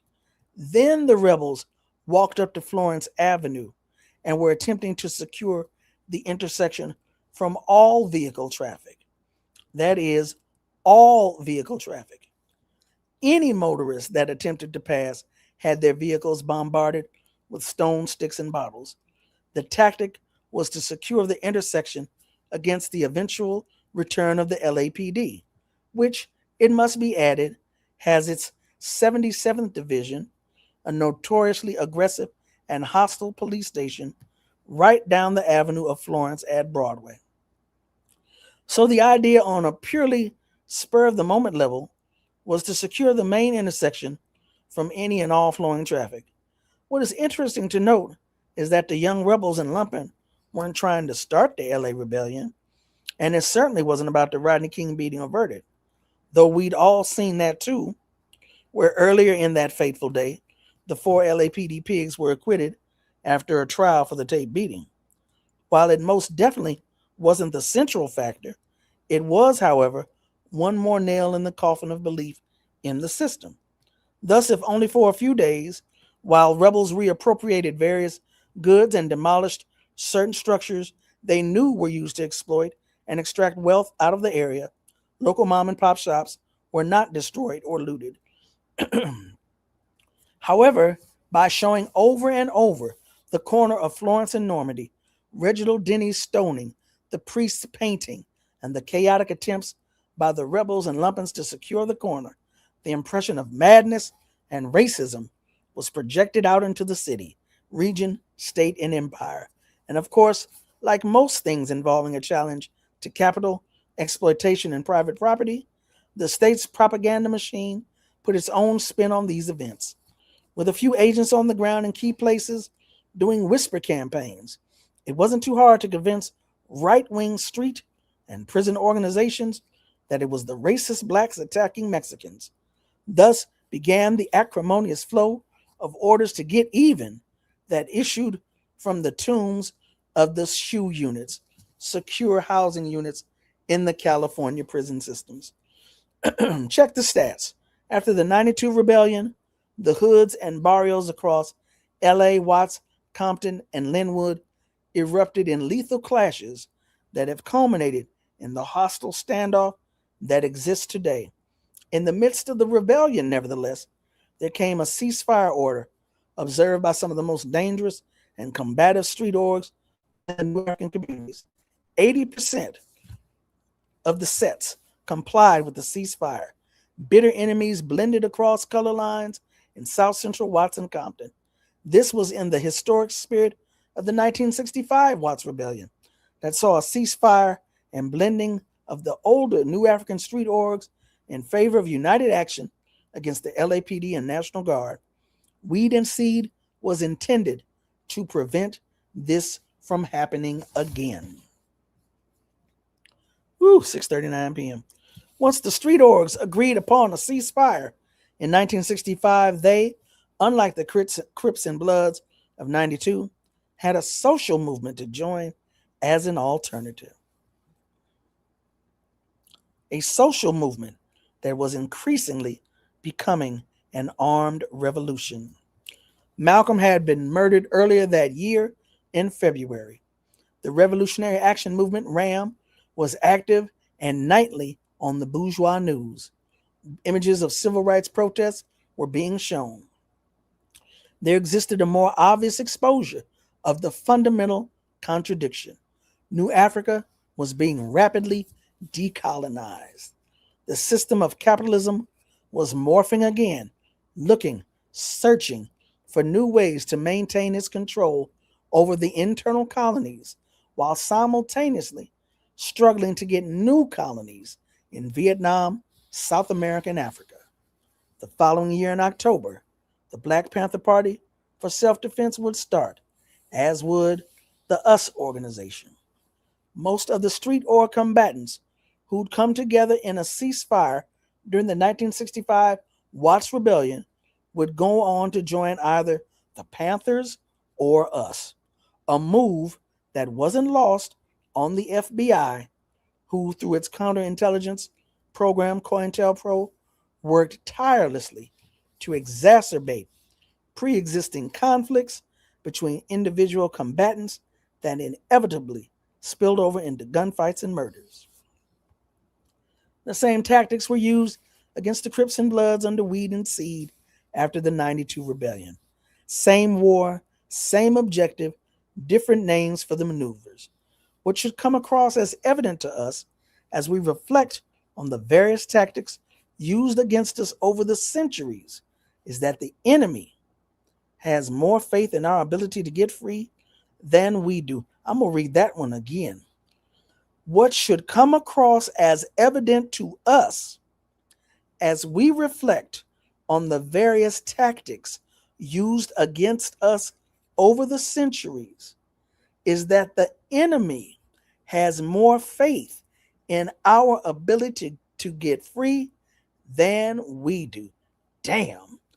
Put another way, the enemy has had to implement so many ploys to hold, control, exploit, and now to eliminate us that for us to that for us to sit and point these things out makes even the most astute observer appear as a wingnut conspiracy theorist. Though, of course, it's no theory when it's actually happening, as Butch Lee and Jay Sakai have pointed out. It ain't a conspiracy when it's done right, when it's done outright and in the open. It's a strategy. Why else would the imperialists have to implement plan after plan, sometimes elaborate and varied, to contain New Africa or any other colony if, one, it wasn't capable of breaking free, two, it wasn't an asset, and three, it wasn't able to turn its oppression into the actual defeat of the empire itself. Oftentimes, the reaction to an issue can be a lesson unto itself. In this instance, the enemy's reaction to our very existence is quite enough for those paying attention to recognize the vast potential in our collective ability to break the chains. Of course, the fact remains that the chains which bind, that at this stage is psychological, are so thoroughly in place that the masses have to be convinced that they are oppressed. Consciousness will not fall from the sky, nor will people be moved to action by mere thoughts or ideas in anyone's head. On both counts, material, earthbound, tangibles, food, clothing, shelter, land, and control of destiny, socialism, will motivate the masses. People are moved by interests. So in closing, it was never about Rodney King, the verdict, or any singular thing at all. These, however, were accelerants or sparks at any given time. But the basic, most fundamental thing that causes us to struggle, to resist, is that we are not collectively free to determine our own destiny, that we are under the thumb of U.S. imperialism. And this imperialism this imperialism is administered through colonialism, colonial violence, both armed and unarmed. Violence does damage physically or mentally in the streets and in the schools, through police shootings or cultural hegemony. Shout out to what's my brother's name? I forgot his name already. Anyway, the colonialism is in place to exploit us through capitalism. Let's be clear on this, because whether the people are conscious of this or not, it is the reality we are in. And it follows that it will be our recognition, challenge to, and resolution of this fundamental contradiction that will end our national oppression. Without understanding this, we'll continue to be played on America's Ferris wheel of citizenry, dazed and confused, being led by the black bourgeoisie to meekly just get along with our oppression. And that is the end of chapter 2. Stand Up, Struggle Forward by Sanyika Shakur. It is 6:46. That's not too bad. We can at least get into Safiya Bukhari. Don't know if we're going to be able to get into 2 chapters. We're going to see. We're going to see what happens. But now I'm back over here with y'all. How y'all doing? The undefeated chat. Y'all awake? Did I bore you? Was you snoring? Let's see. Ooh, that's a nice quote. This is the education we need 24/7. I know that's right. Listen, don't get me started. I be thinking there's sometimes when my sleep cycle is always off. It'll be 3 a.m. and I'll be wide awake and I'll be like, I should go on Black Liberation Media. Ain't nobody up. Don't get me up here reading to y'all at 4 in the morning. But anyway. Way 24/7, huh? Interesting. Yeah, I don't even know. There ought to be a thing on here to tell me. There ought to be a thing in here to tell me how many comments it is.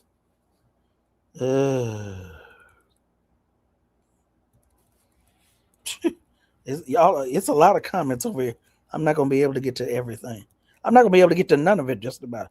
So let me just still here. We going to listen, doing great. Okay. All right. So again, unfortunately, I won't say I can't. It's just that if I try to put the PDF on the screen, it's going to look crazy. And I don't really want to do that. But I believe it was Chitimacha that said, if you go to Internet Archive, you can see a PDF or an electronic version of The War Before, and you can read along with me. So let me take another swig of orange juice real quick before I get started.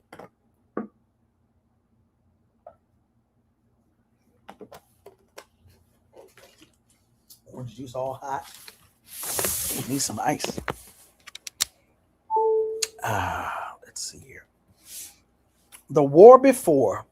The true life story of becoming a Black Panther, keeping the faith in prison, and fighting for those left behind. This is by Safiya Bukhari. It was edited and has an introduction by Laura Whitehorn, who is a former political prisoner. It has a foreword by Angela Davis. You all know who she is. And an afterword by Mumia Abu Jamal. You all know who he is. This was published in 2010 by the Feminist Press at the City University of New York. I don't, this might be the blackest, most radical. I'm not trying to dog them. I'm really not. The most blackest, most radical thing the feminist press has ever published. And I believe they were able to do that because Laura Whitehorn, one of Safiya Bukhari's comrades in this struggle, was able to push it through. This is the kind of assistance that folks need. You know, help us with our projects. Of course, Safiya passed away in 2003, so this was published posthumously based on her writings. It needed to be published. Safiya Bukhari, member of the Black Panther Party, part of their part of the information committee of the Black Panther Party, and like many in the late 60s, early 70s, because of the repression and what was also felt to be a need for another direction, many members of the Black Panther Party went underground and joined the Black Liberation Army. Safiya Bukhari was a soldier in the Black Liberation Army, captured in 19. I think she was captured. Assata was captured in May. Safiya was captured. Was it before or after? I think Safiya was captured after. Safiya and her two comrades, Masai Ehihosi and a brother by the name of Kambozi, they were captured later on in 1973. Assata was captured along with Sundiata Kohli. Zaid Malik Shakur was murdered in May of 1973. Safiya Kambozi, they were driving in Virginia and went into a store and were ambushed by the shopkeeper. Kambozi was murdered. Masai was shot. Safiya was arrested at the scene. Masai survived, by the way. So this happened after Assata and Sundiata, but Masai and Safiya were the first combatants to assert during their trials that they were New African combatants, that they were prisoners of war, and the U.S. had no right to try them. So that is one of the reasons why Safiya Bukhari's story, one of the reasons why her story, why her name rings out in the streets. The other, of course, is that she liberated herself from prison, and that once she actually did get out of prison, as the subtitle of her book says, she continued to fight for those left behind, fiercely committed to her comrades in the Black Liberation Army and the Black Panther Party, and to getting them out of prison by any means necessary. Co-founder of the Jericho movement, which still exists to bring awareness of and advocate for the freedom of political prisoners and prisoners of war. So again, this was published in 2010 by the Feminist Press. I do not think that I am going to, no, I'm not. I'm not going to read the introduction, the foreword, the afterword, anything like that. I am going to get right into Safiya's words. Now, this is a quote in the beginning of the book. I don't know if Safiya chose this. I don't know if Laura chose it, but I'm going to read it like as if Safiya chose it. Quote, "And that is why the youth were so important, for they would prove to the ancestors that it had not been foolish to fight for the right to be free, to be human." That is a quote from Tony Cade Bambara from the book The Seabirds Are Still Alive. Now, the first chapter of this book, oh Lord, there's 22 chapters. I don't know if we're going to make it all through August. Sanyika's book is considerably smaller. This first chapter of Safiya's book is called Coming of Age.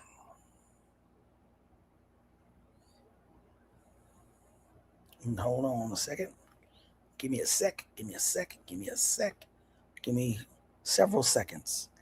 Give me several seconds. Yeah, give me a few more seconds. Give me 1 minute. 1 minute, 1 minute, 1 minute. So I can say what I need to say about this introduction. I've talked about Safiya before, but I never read from her book here on Black Liberation Media.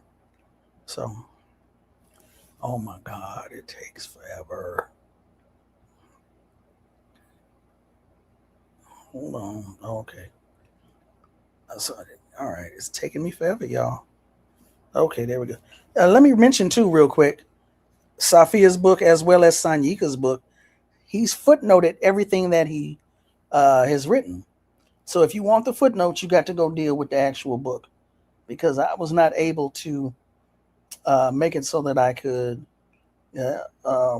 read to the foot. It would have taken. We'd be here all night if I was going through the footnotes.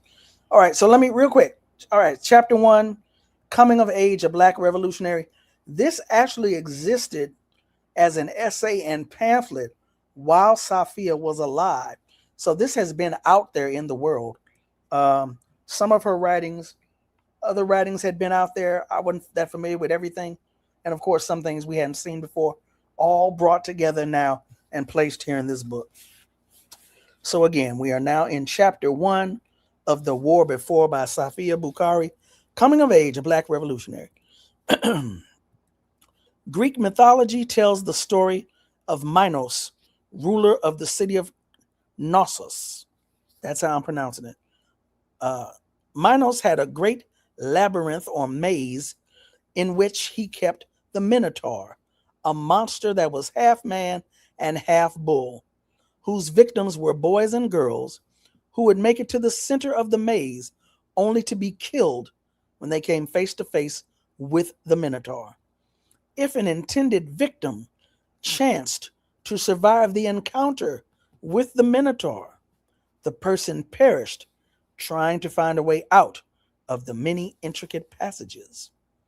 Finally, Theseus of Athens, with the help of Ariadne, Minos' daughter, entered the labyrinth, slayed the beast, and found his way out by following the thread he had unwound as he entered. The maturation process is full of obstacles and entanglements for anyone.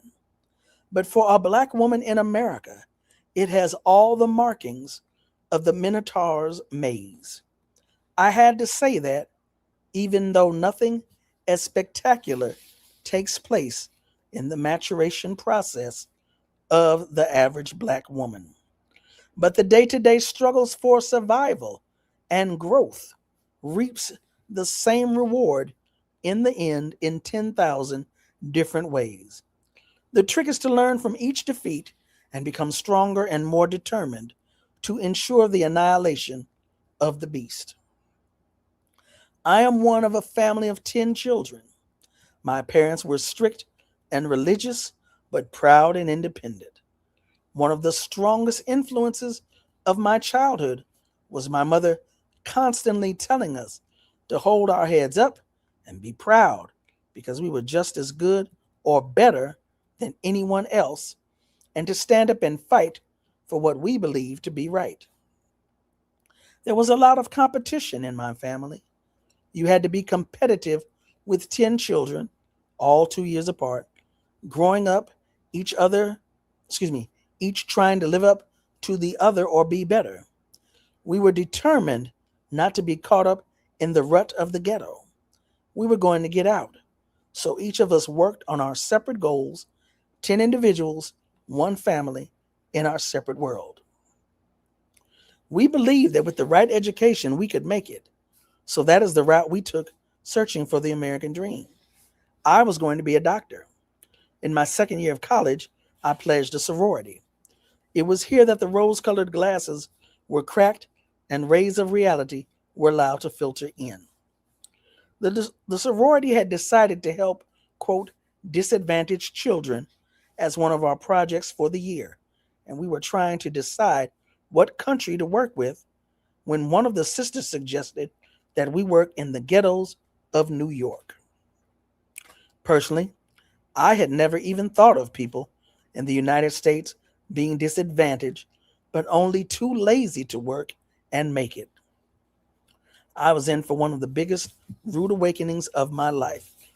Whenever I read this about Safiya Bukhari, it reminds me of how so many of our people, so many of our fiercest warriors for our liberation began not as lumpen, not as working class, but as middle class, dare I say petty bourgeoisie, who grew up under an illusion. That illusion was shattered, and they dedicated their life to the freeing of our people. A few of us were sent to Harlem to investigate the situation.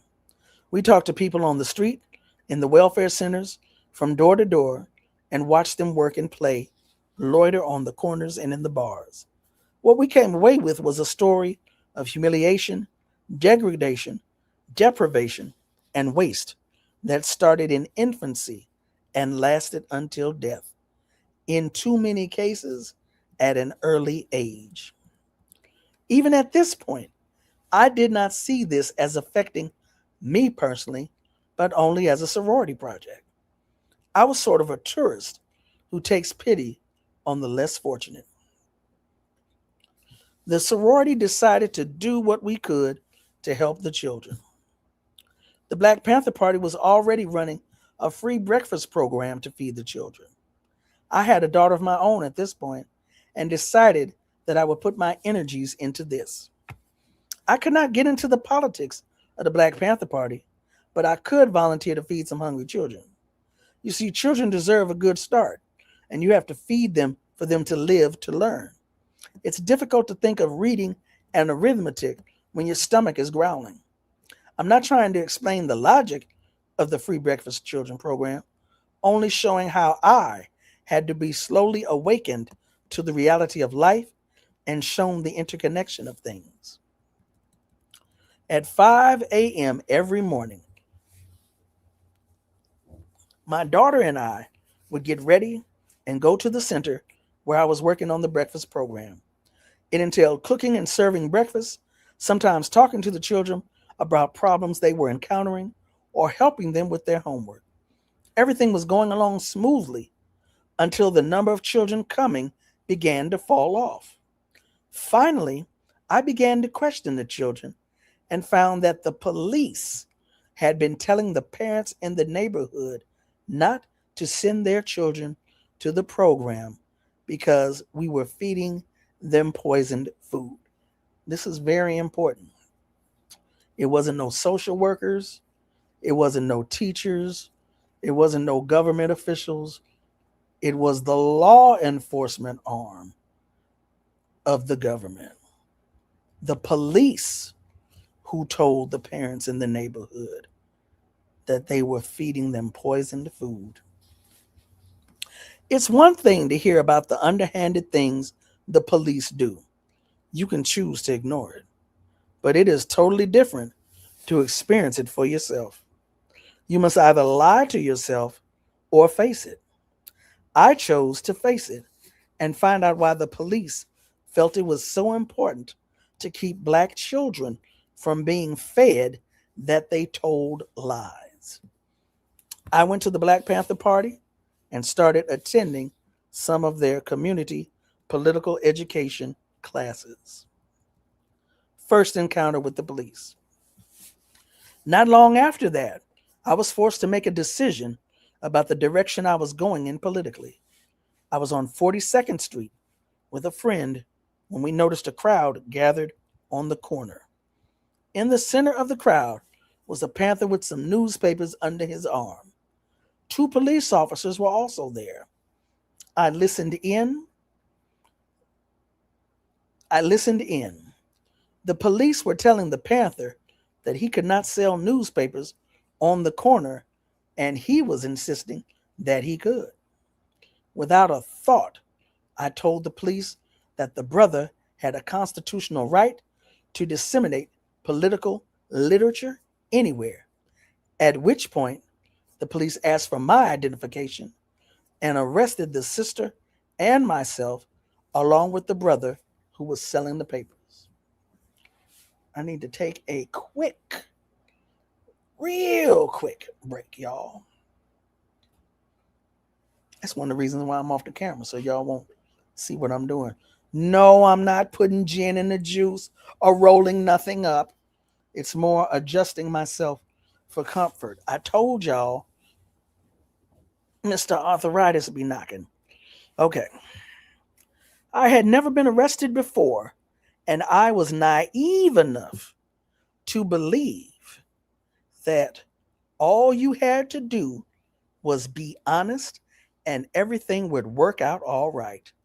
I was wrong again. As soon as the police got us into the back seat of their car and pulled away from the crowd, the bestiality began to show. My friend went to say something, and one of the police officers threatened to ram his nightstick up her if she opened her mouth again, and then ran on in a monologue about black people. I listened and got angry. At the 14th precinct, they separated us to search us. They made us strip. After the policewoman searched me, one of the male officers told her to make sure she washed her hand so she would not catch anything. That night, I went to see my mother and explained to her about the bust and about a decision I had made. Mom and Daddy were in the kitchen when I got there. Daddy was sitting at the table and Mama was cooking. I told them about the bust. They said nothing. Then I told them about how the police had acted, and they still said nothing. I said I could not sit still and allow the police to get away with that. I had to stand up for my rights as a human being. I remember my mother saying, if you think it's right, then do it. I went back to Harlem and joined the Black Panther Party. I spent the next year working with welfare mothers in liberation schools, talking to students, learning the reality of life in the ghettos of America, and reevaluating many of the things I had been taught about the land of the free and the home of the brave. About this time, I quit school and looked for a full-time job. I had education and skills, but there was always something wrong. What it was only became clear after I went to ITT, International Telephone and Telegraph, to apply for a job as a receptionist clerk. They told me I was overqualified. I ended up working in my friend's mother's beauty parlor and spent all my spare time with the party. Excuse me. By the summer of 1970, I was a full-time party member, and my daughter was staying with my mother. I was teaching some of the political education classes at the party office and had established a liberation school in my section of the community. By listening to the elderly, I learned how they could not survive off their miserly Social Security checks, not pay the rent and eat too. So they would pay their rent and eat from the dog food section of the supermarket or the garbage cans. I had listened to the middle-aged mother as she told of being evicted from her home and how she was sleeping on a subway with her children. She did so because welfare refused to help her unless she signed over all her property. Out of desperation, she fraudulently received welfare. I watched a mother prostitute her body to put food in the mouth of her child, while another mother, mentally broken under the pressure, prostituted her 8-year-old child. That's an interesting choice of words, mentally broken. We remember when we read Malcolm X's autobiography, how he detailed his mother slowly losing her mental independence because of the state and their interference in the family. I had seen enough of the ravages of dope, alcohol, and despair to know that a change was needed to make the world a better place in which my child could live. My mother had successfully kept me ignorant of the plight of Black people in America. Now I had learned it for myself, but I was still to learn a harsher lesson: the plight of the slave who dares to rebel. Turbulent times. The year 1971 saw many turbulent times in the Black Panther Party and changes in my life. I met and worked with many people who were to teach and guide me. Michael Setawayo Tabor of the Panther 21, Albert Noah Washington, and lost one, Robert Webb, who was responsible for my initial political education. Setawayo taught me to deal in a principled fashion. Noah taught me compassion, and Robert taught me to be firm in my convictions. When the split took place in the Black Panther Party, I was left in the position of communications and information officer of the East Coast Black Panther Party. Much later, I was to discover the vulnerability of that position. Many party members went underground to work with the Black Liberation Army. I was among those who elected to remain above ground and supply necessary support. The police murders of youth such as Clifford Glover, Tyrone Guyton, etc., and the BLA's retaliation with the assassination of police officers Piagentini and Jones and Foster and Laurie, well, I think more Laurie than Foster, but anyway, made the powers that be frantic. They pulled out all the stops in their campaign to rid the streets of rebellious slaves. By spring 1973, comrades Assata Shakur and Sundiata Acoli were captured, along with Nuh and Jalil, formerly known as Anthony Bottom. Twyman Myers was on the FBI's 10 most wanted list, and I was still traveling back and forth across the country trying to build necessary support mechanisms. In 1972, I had recognized the need to depend on something other than myself. In less than 2 years, I had come to realize that nothing is permanent or secure in a world in which it is who you know and what you have that counts. I had seen friends and loved ones killed or thrown into prison, associates who I believed would never go back turned state's evidence or melded into the woodwork. Nuh introduced me to Islam, which gave me a new security, sense of purpose, and dignity. By 1973, I was receiving a great deal of flack from the police because of what they suspected I might be doing. Mostly it was because I did not have a record. They could not catch me doing anything, and I had gained the community's support. All the while, I actively and vocally supported BLA members. This section is entitled Capture. So she was captured January 25th, 1975. I thought she had been captured the same year as Assata, 1973. So she was captured after Assata, but was the first to assert, "I'm a prisoner of war and you have no right or jurisdiction to try me." On January 25th, 1975, some other members of the Amistad Collective of the BLA and I went into the country in Virginia to practice night firing. We were to leave Virginia that night on our way to Jackson, Mississippi, because I wanted to be there on Sunday to see someone. Before returning to the crib where we were staying, we decided to stop at a store to pick up cold cuts for sandwiches to avoid stopping at roadside restaurants on the way down. We drove around looking for an open store. When we came to one, I told the brothers to wait in the car and I would go in and be right back.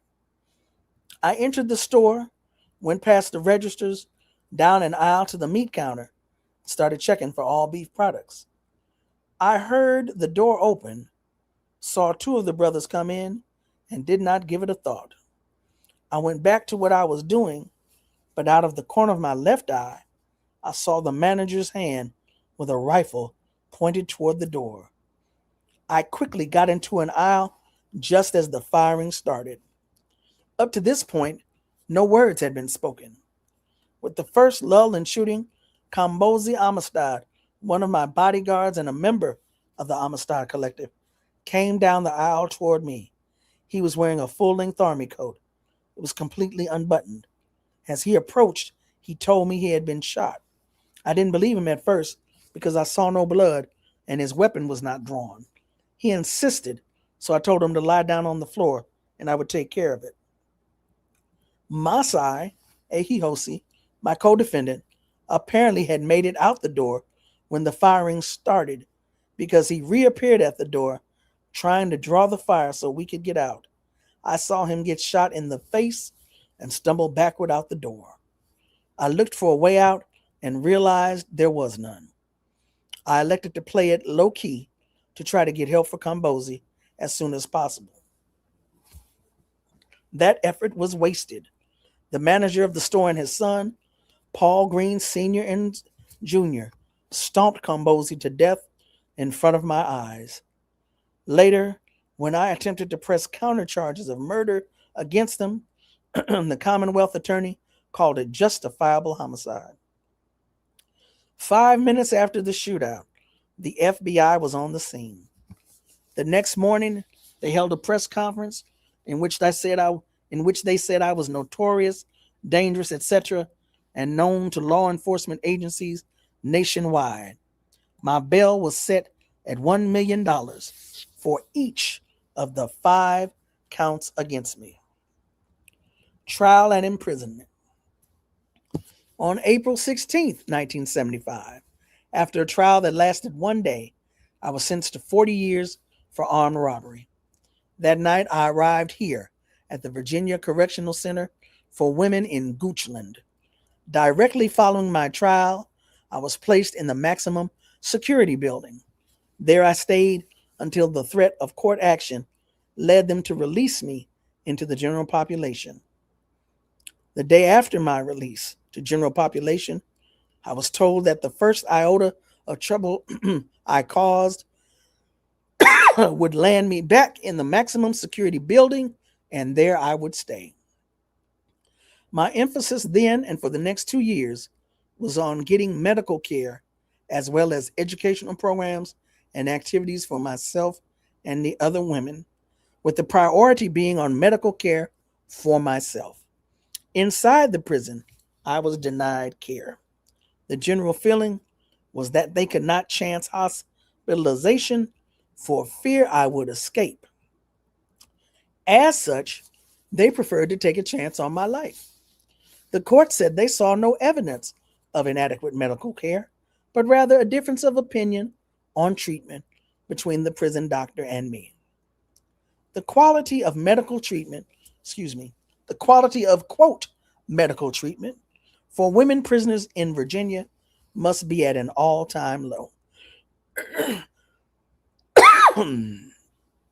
Their lives are in the hands of a, quote, doctor, unquote, who examines a woman whose right ovary has been removed and tells her there is tenderness in the missing ovary.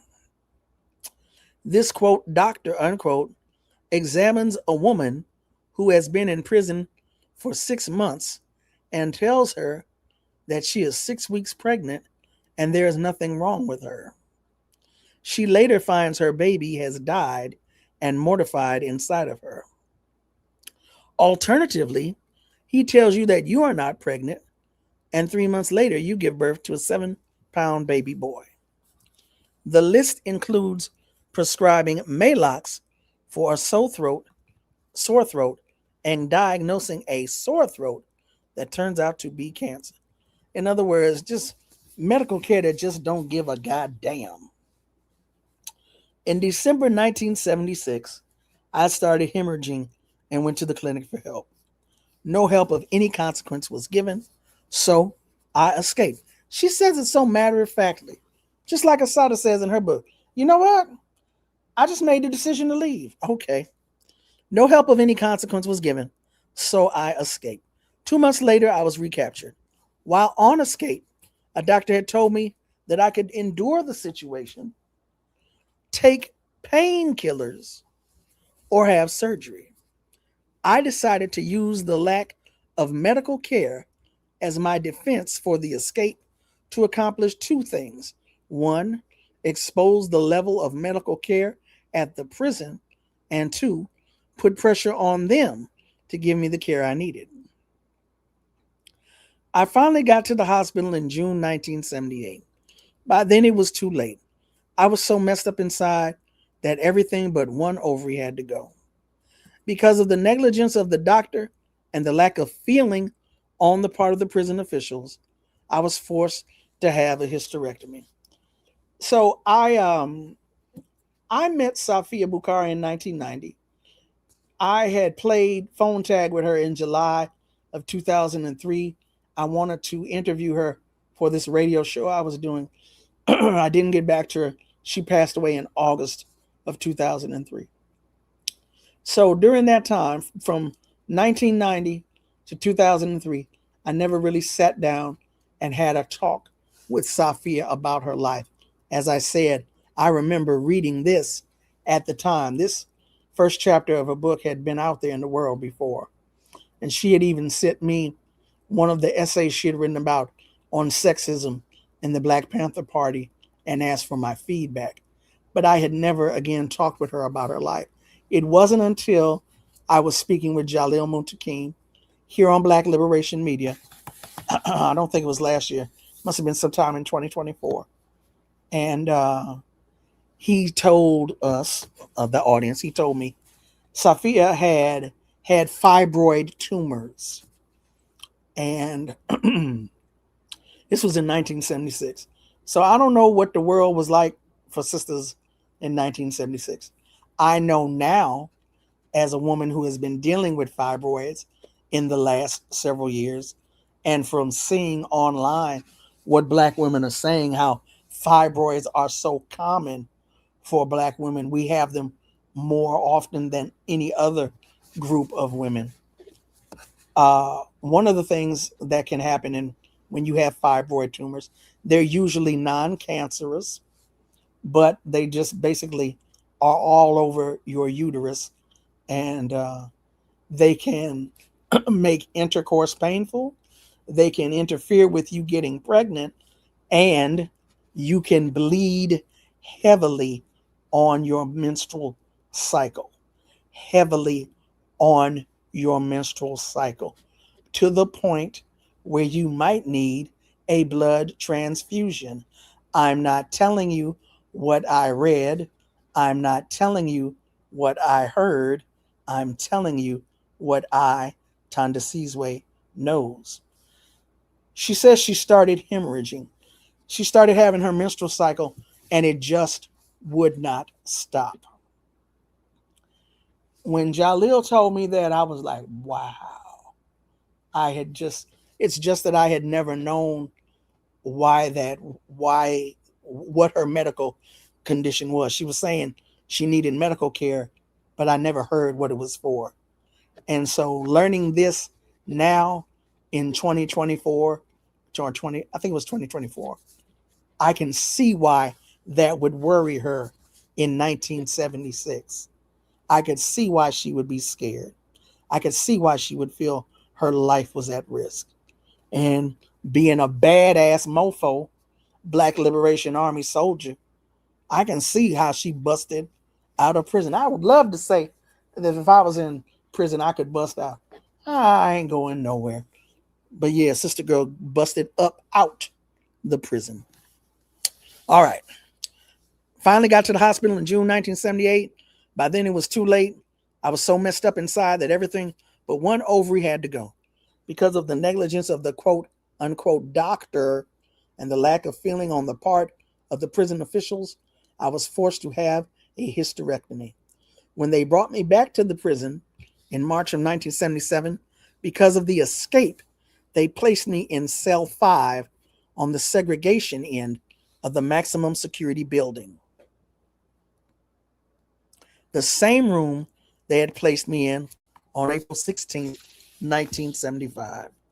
Today, I remain in that cell, allegedly because of my escape, but in actuality, because of my politics. How do I know? Since I was returned to this institution on March 24th, 1977, other women have escaped, been brought back, and been released to general population.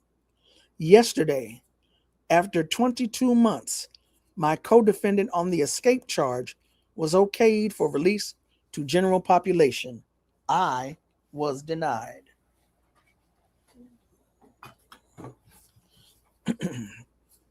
Despite my emotional and physical setbacks, I have learned a great deal. I have watched the oppressor play a centuries-old game on black people, divide and conquer. Black women break under pressure and sell their men down the river. In 2 strokes, the state does more damage than 30 years in prison could have done if the women had supported the men. Now more than ever before, black women, new African women, have developed a mercenary outlook on life. No longer are they about family, community, and us as a people. They are about looking good, having fun, and making it. Women's liberation is what they are talking about.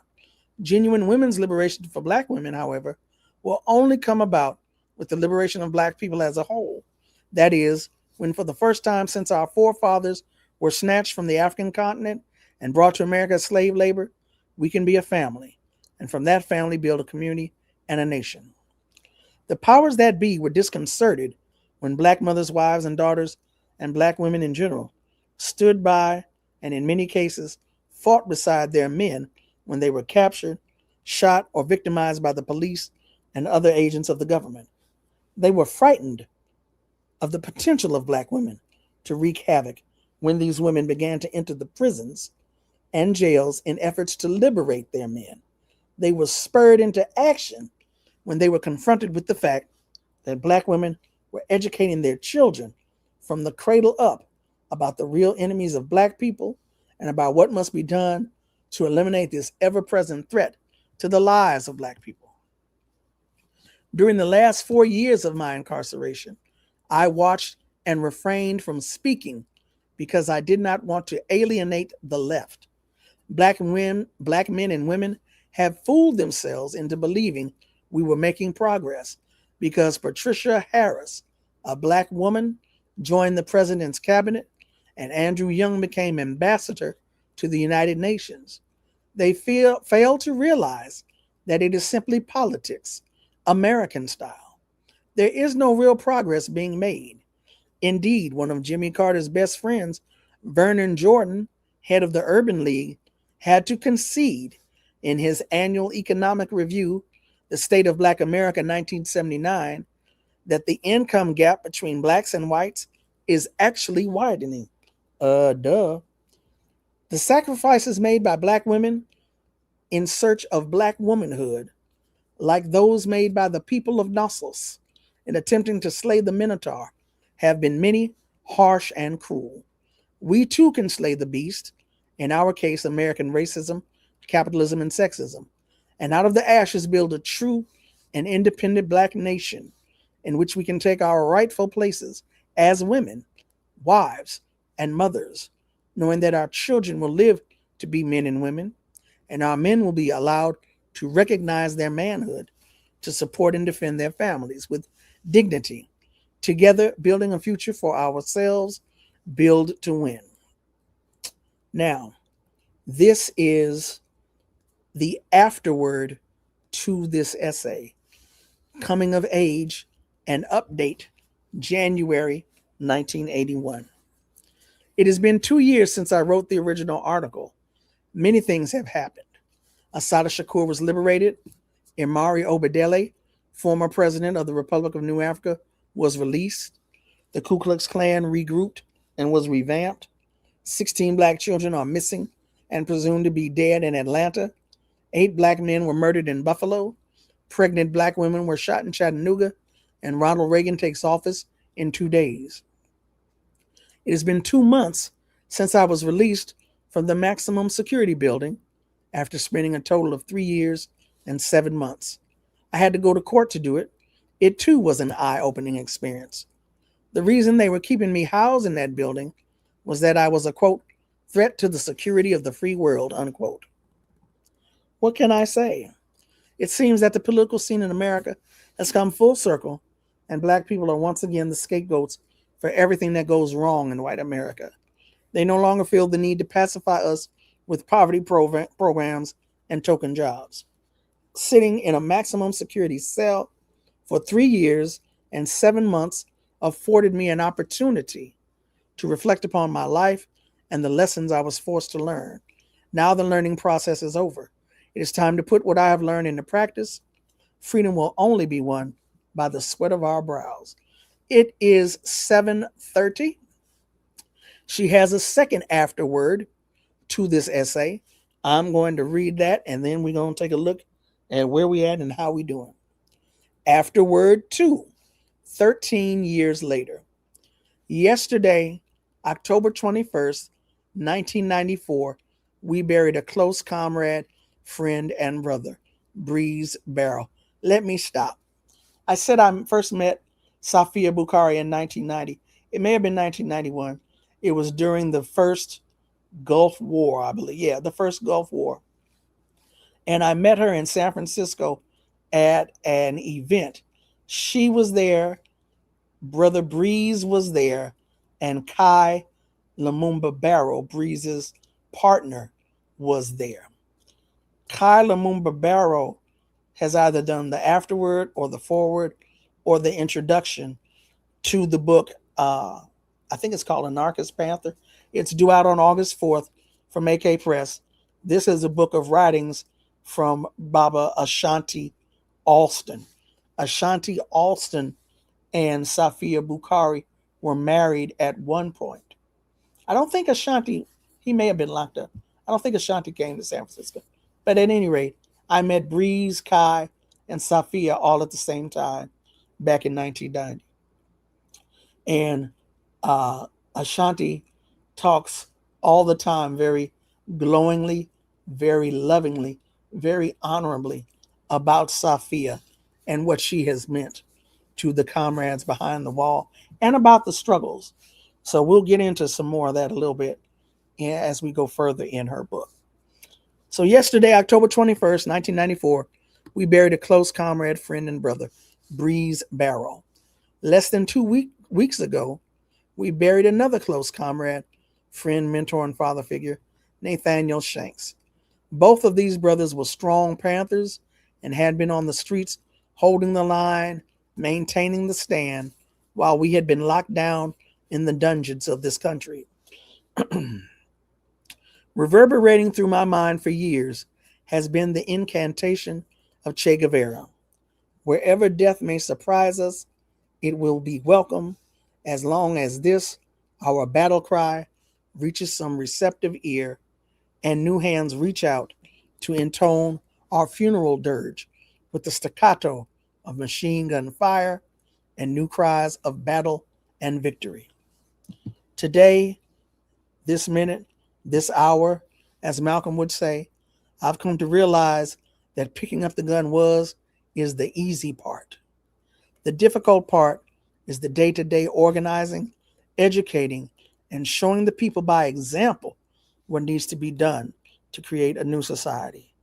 The hard, painstaking work of changing ourselves into new beings, of loving ourselves and our people, and working with them daily to create a new reality. This is the first revolution, that internal revolution. I'm coming to understand what they meant when they sang the words, "The race is not given to the swift, nor is it given to the strong, but to him that endures to the end," and what was meant by the fable of the hare and the tortoise. Some people declare themselves to be revolutionaries, members of one organization or another, i.e., I was one of the first Panthers, or I used to be a Panther. They only come out when there's a major celebration where Panthers are on display and live off their former glory, not understanding that it's not about what you used to be, but what you are doing now. What are you doing now?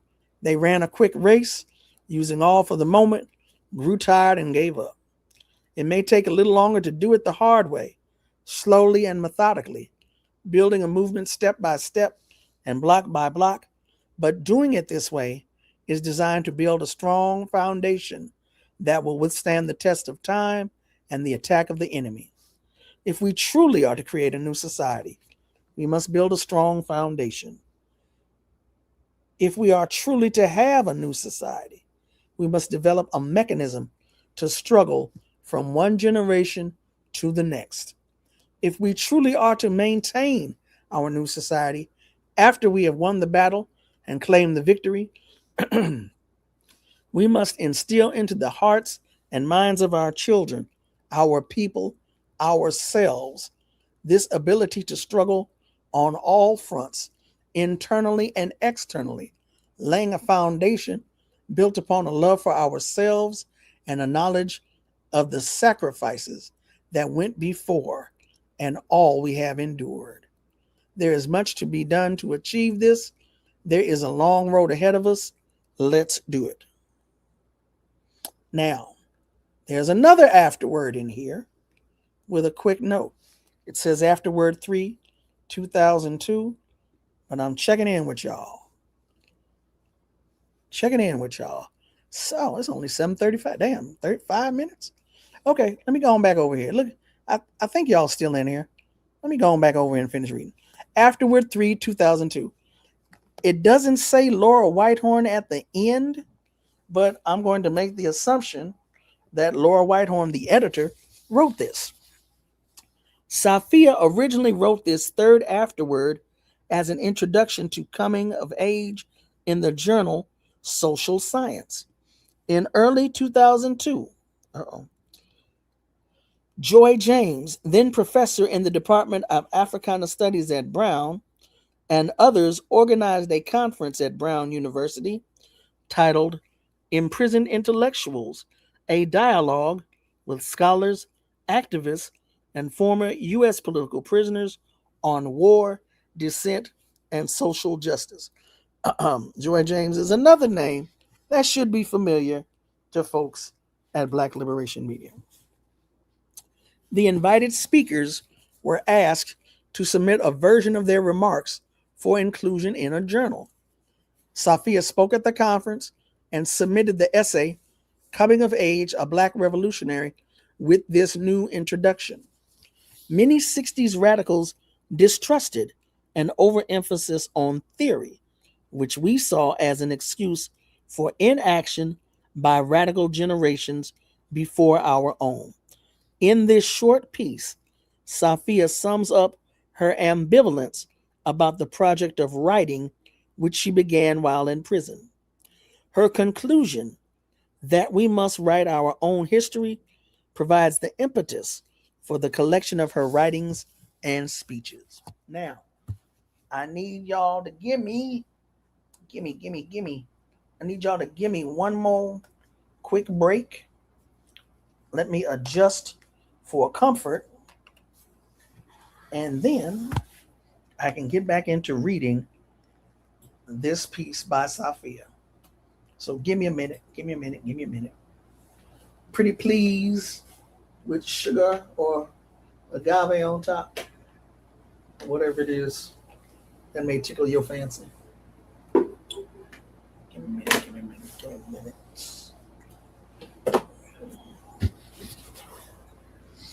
Let's see here. Got a fan on, and no, I will not be editing any of this out. I'm gonna keep it all in. Keeping all the nooks and crannies, all the knocking around, all the distractions, because that too will be part of the historical record. Thandi was always telling us she had arthritis. All right, here we go. Again, this is an introduction written in 2002 for Safiya's essay, Coming of Age, a Black Revolutionary, that was submitted to a journal, and it is being included here in the book as an afterword. The war before as an afterward. At the beginning of this conference, I had problems with accepting the label of being a prison intellectual. Intellectual had always carried the connotation of being a theorist, an armchair revolutionary, if you will. Therefore, the idea of being seen as an intellectual was anathema to me. I love that word. I had always thought of myself as an activist, an on-the-ground worker who practiced rather than preached. This conference forced me to face a reality. I was there because I had spent some time in prison writing and thinking, thinking and writing, trying to put on paper some cogent ideas that might enable others to understand why I did some of the things that I had done and the process that had brought us to the point we were at. I had also come to the conclusion that if we didn't write the truth of what we had done and believed, someone else would write his or her version of the truth. If we can't write / draw a blueprint of what we were doing while we were doing it or before we do it, then we must at least write our history and point out the truth of what we did, the good, the bad, and the ugly. Now, let's see. She's got several notes in here, several notes at the end of this chapter that I will not go into. I'm not going to go into the notes. Y'all just going to have to get the book and read it yourself. So now it is 7:40 p.m. Los Angeles time. That means it's 10:40 for y'all on the East Coast. How y'all doing?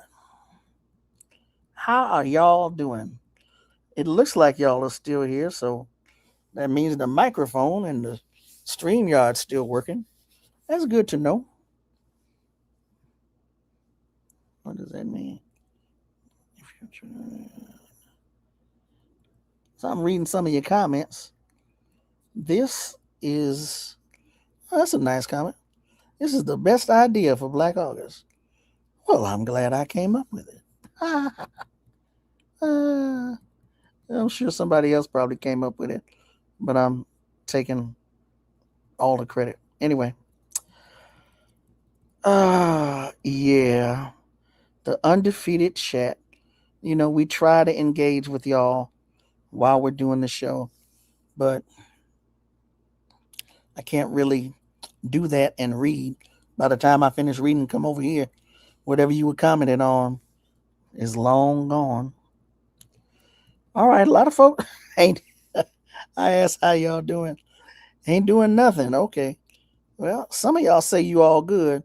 So I think what I'm going to do is at the very least, I'm going to read essay number 2, chapter number 2 in Safiya's book.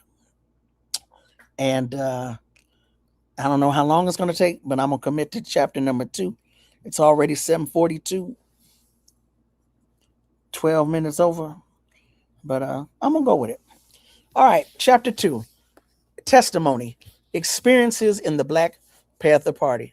Now, this is another editor's note from Laura Whitehorn. In 1988 and 1989, Safiya testified at a deposition for Dhoruba bin Wahad. We all know Baba Dhoruba here on Black Liberation Media. In his federal suit against the FBI and the New York City Police Department.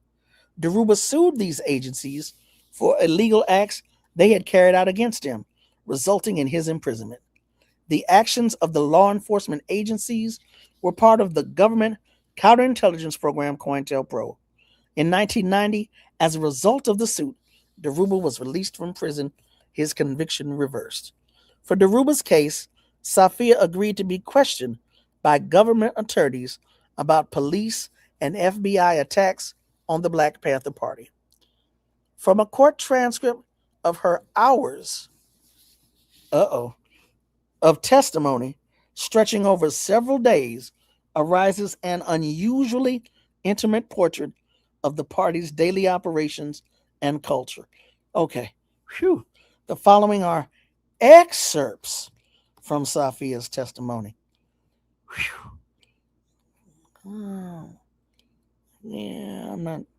I still don't know how long this is going to be.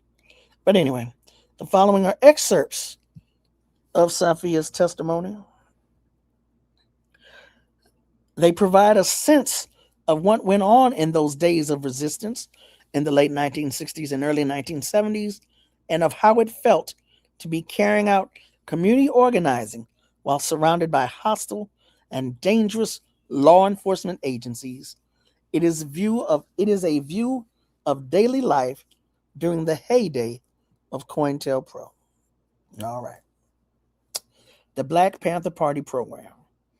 The Free Breakfast for Children program remains one of the better known community programs run by the BPP. The program was designed to provide free breakfast for school children so that they can concentrate better in school. The Black Panther Party had a 10-point program. We wanted land, bread, justice, housing, and peace.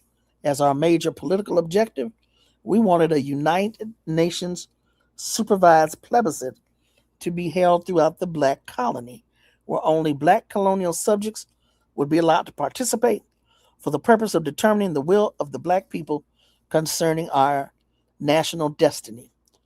Different organizations were advocating establishing a Black nation on the land base of 5 separate states in the United States, or going back to Africa.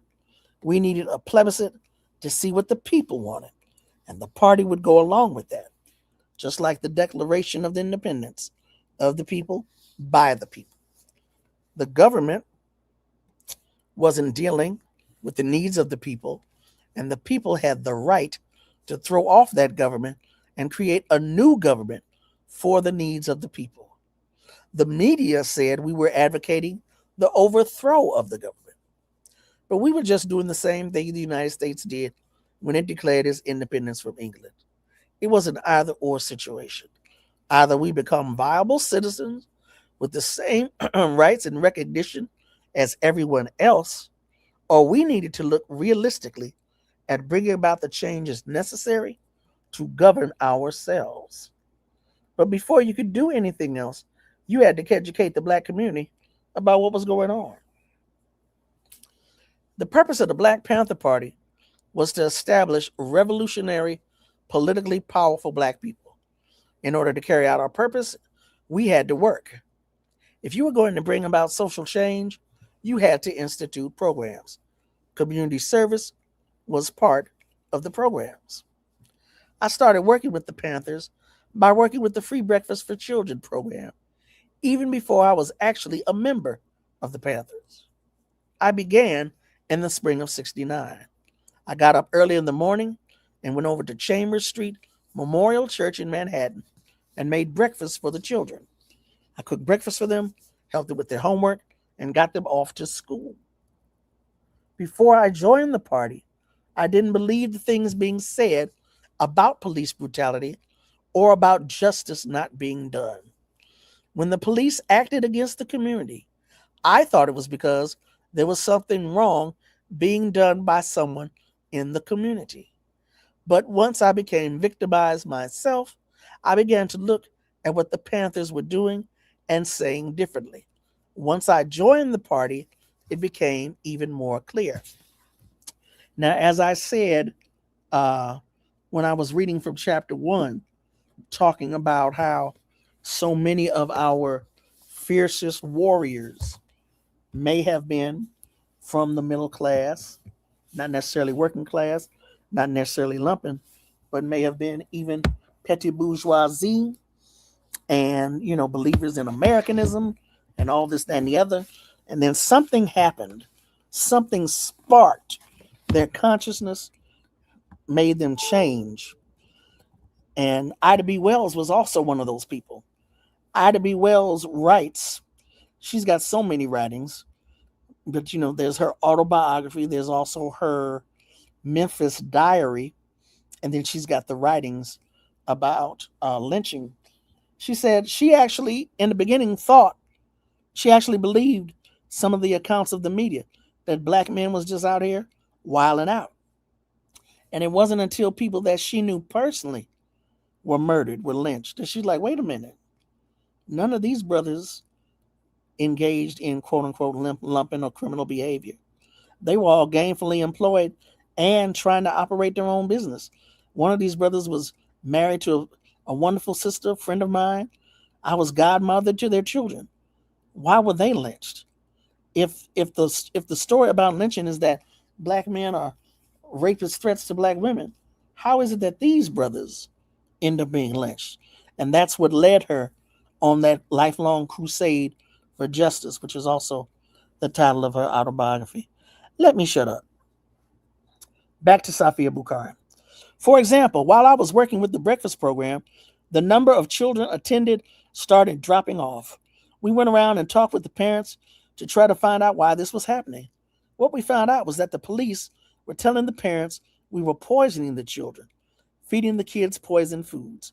That made me angry, and it was one of the things that encouraged me to take the next step and join the party.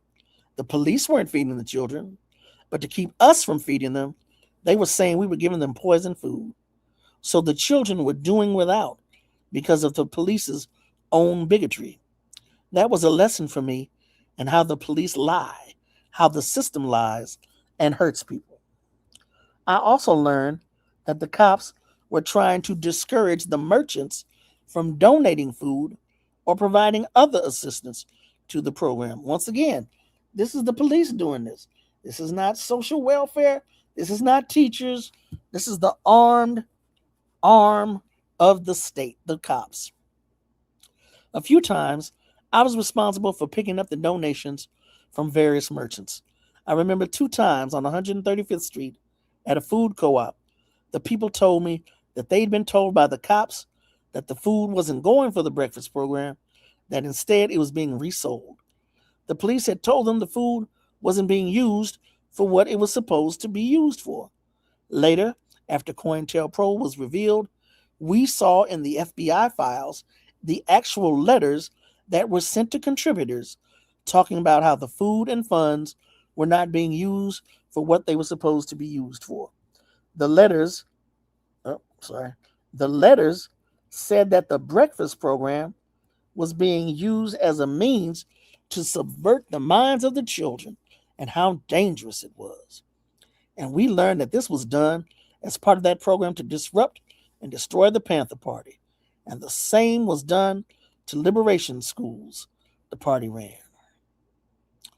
While I worked in the breakfast program, I met members of the BPP who rotated responsibility for working in the program. They worked side by side with members of the community who volunteered in the breakfast program. Those members of the party were responsible for educating the rest of us for political education on joining the party. I remember I came into the Panther office and told the OD, the officer of the day, that I wanted to join. He gave me a handful of papers and rules and regulations and told me to study. I had to be at PE, political education classes.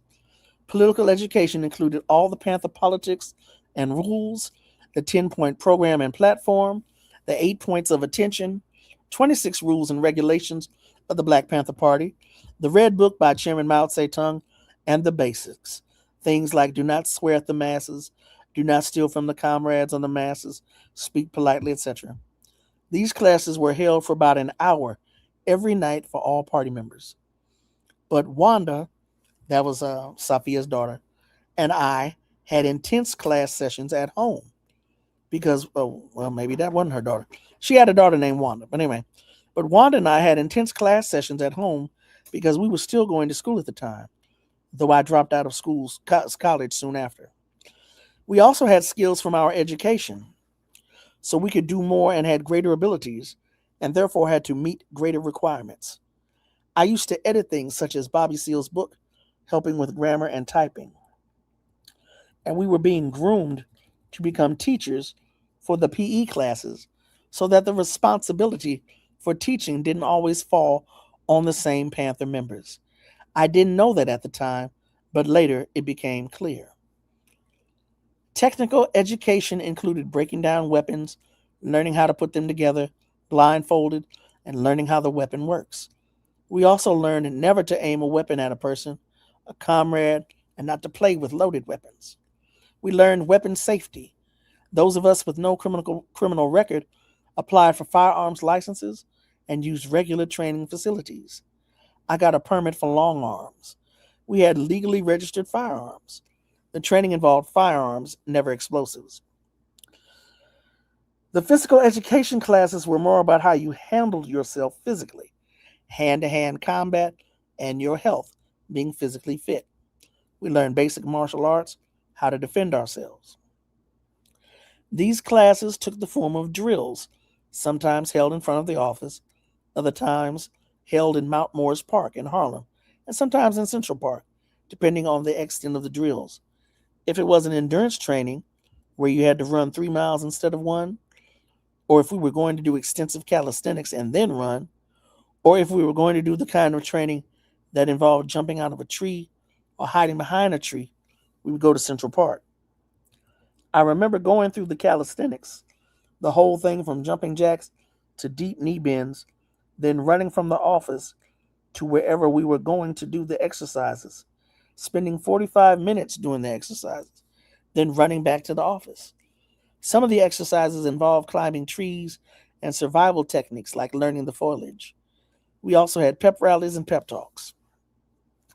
In addition, I was given a form for reporting my daily activities, including the time, what happened from the time you came into the office to the time you went off duty at the end of the day.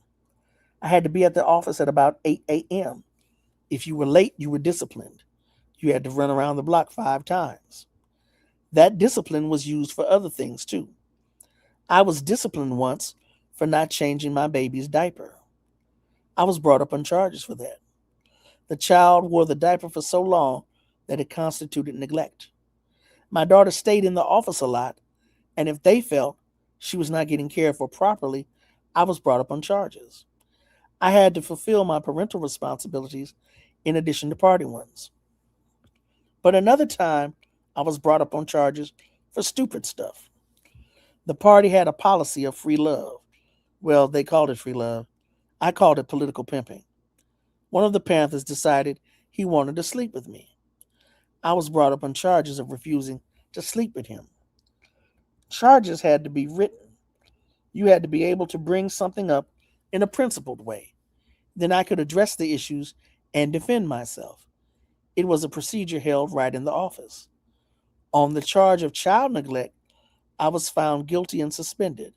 I had to clean somebody's apartment building. Another time, Wanda and I were brought up on charges for fighting. I had a huge fear of snakes, and Wanda had thrown a rubber snake on me. Our punishment was to read Fanon's The Wretched of the Earth and each write a paper on what the book said about mental disorders. That time, our punishment included having to do security on weekends at a Panther facility. The section leader would go through the drills, calisthenics, etc., and then assign you a task for the day. And once I became a full-time party member, the work was 24/7. But you didn't work unless you were detailed to work. Everyone had a section. Mine was from 110th Street to 116th Street, between 8th Avenue and Pleasant Avenue. I had the barrio. The party earned money through newspaper sales, speaking engagements, and donations. Sales of the newspaper, pamphlets, and buttons brought in a lot. On party structure and programs. The other programs of the party at the time, in addition to the breakfast program, were the health clinic, housing, and tenant-landlord relations. We organized welfare parents. We organized against police brutality, and a lot of effort went into defending political prisoners. In New York, we were specifically organizing in support of the people arrested in the Panther 21 case. I worked on political prisoner support. I also belonged to the medical cadre of the party. We were responsible for the medical health of the people in the office and for setting up the health clinic, working with the community, taking care of the health needs of the party and the community. From about January 1971 to March that year, I was the officer of the day for the Harlem office at 202 7th Avenue. It was a storefront. The officer of the day opened the office, accounted for everything, including the security of the office, made assignments, and basically made any decisions necessary. Those who came through the office included party members, members of the National Committee to Combat Fascism, and community workers or members of the community. There were community workers and then there were members of the Black Panther Party. That's two different things. Following the split in the party later in 1971, I became communications and information officer of the East Coast faction, the quote-unquote Eldridge Cleaver faction of the party. I was part of the central leadership. I was also in charge of the national committees for defense of political prisoners within the party. At first, we just dealt with the Black Panthers who were incarcerated. Later, we began to deal with other political prisoners as well. After the arrest of the Panther 21 in April of 1969, there was a freeze on party recruitment. With the bust of the 21 came the uncovering of a number of undercover agents. A freeze was placed on membership so that anybody couldn't just come up and say, because I'm down and everything, I want to be a Panther, and just come into the party. A procedure was put in place, and you had to go through it to become a member. You had to prove you were trustworthy. People would join the NCCF in order to go through the process. Before the freeze on membership, the NCCF, National Committee to Combat Fascism, was also used to provide an organization to people who weren't Black but wanted to work with the party. After the freeze, it became predominantly Black. It was like a military academy in relation to the Army, a training ground. But from the outside, you couldn't tell who was NCCF and who was a party member. There was a Ministry of Information in the Bronx.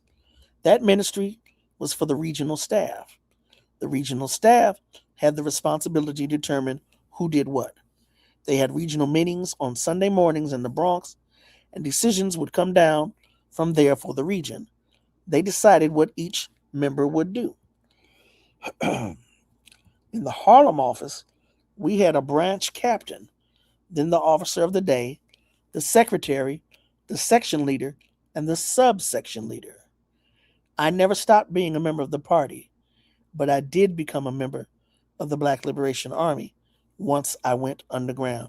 Now, again, these are excerpts from her testimony. We don't have the questions.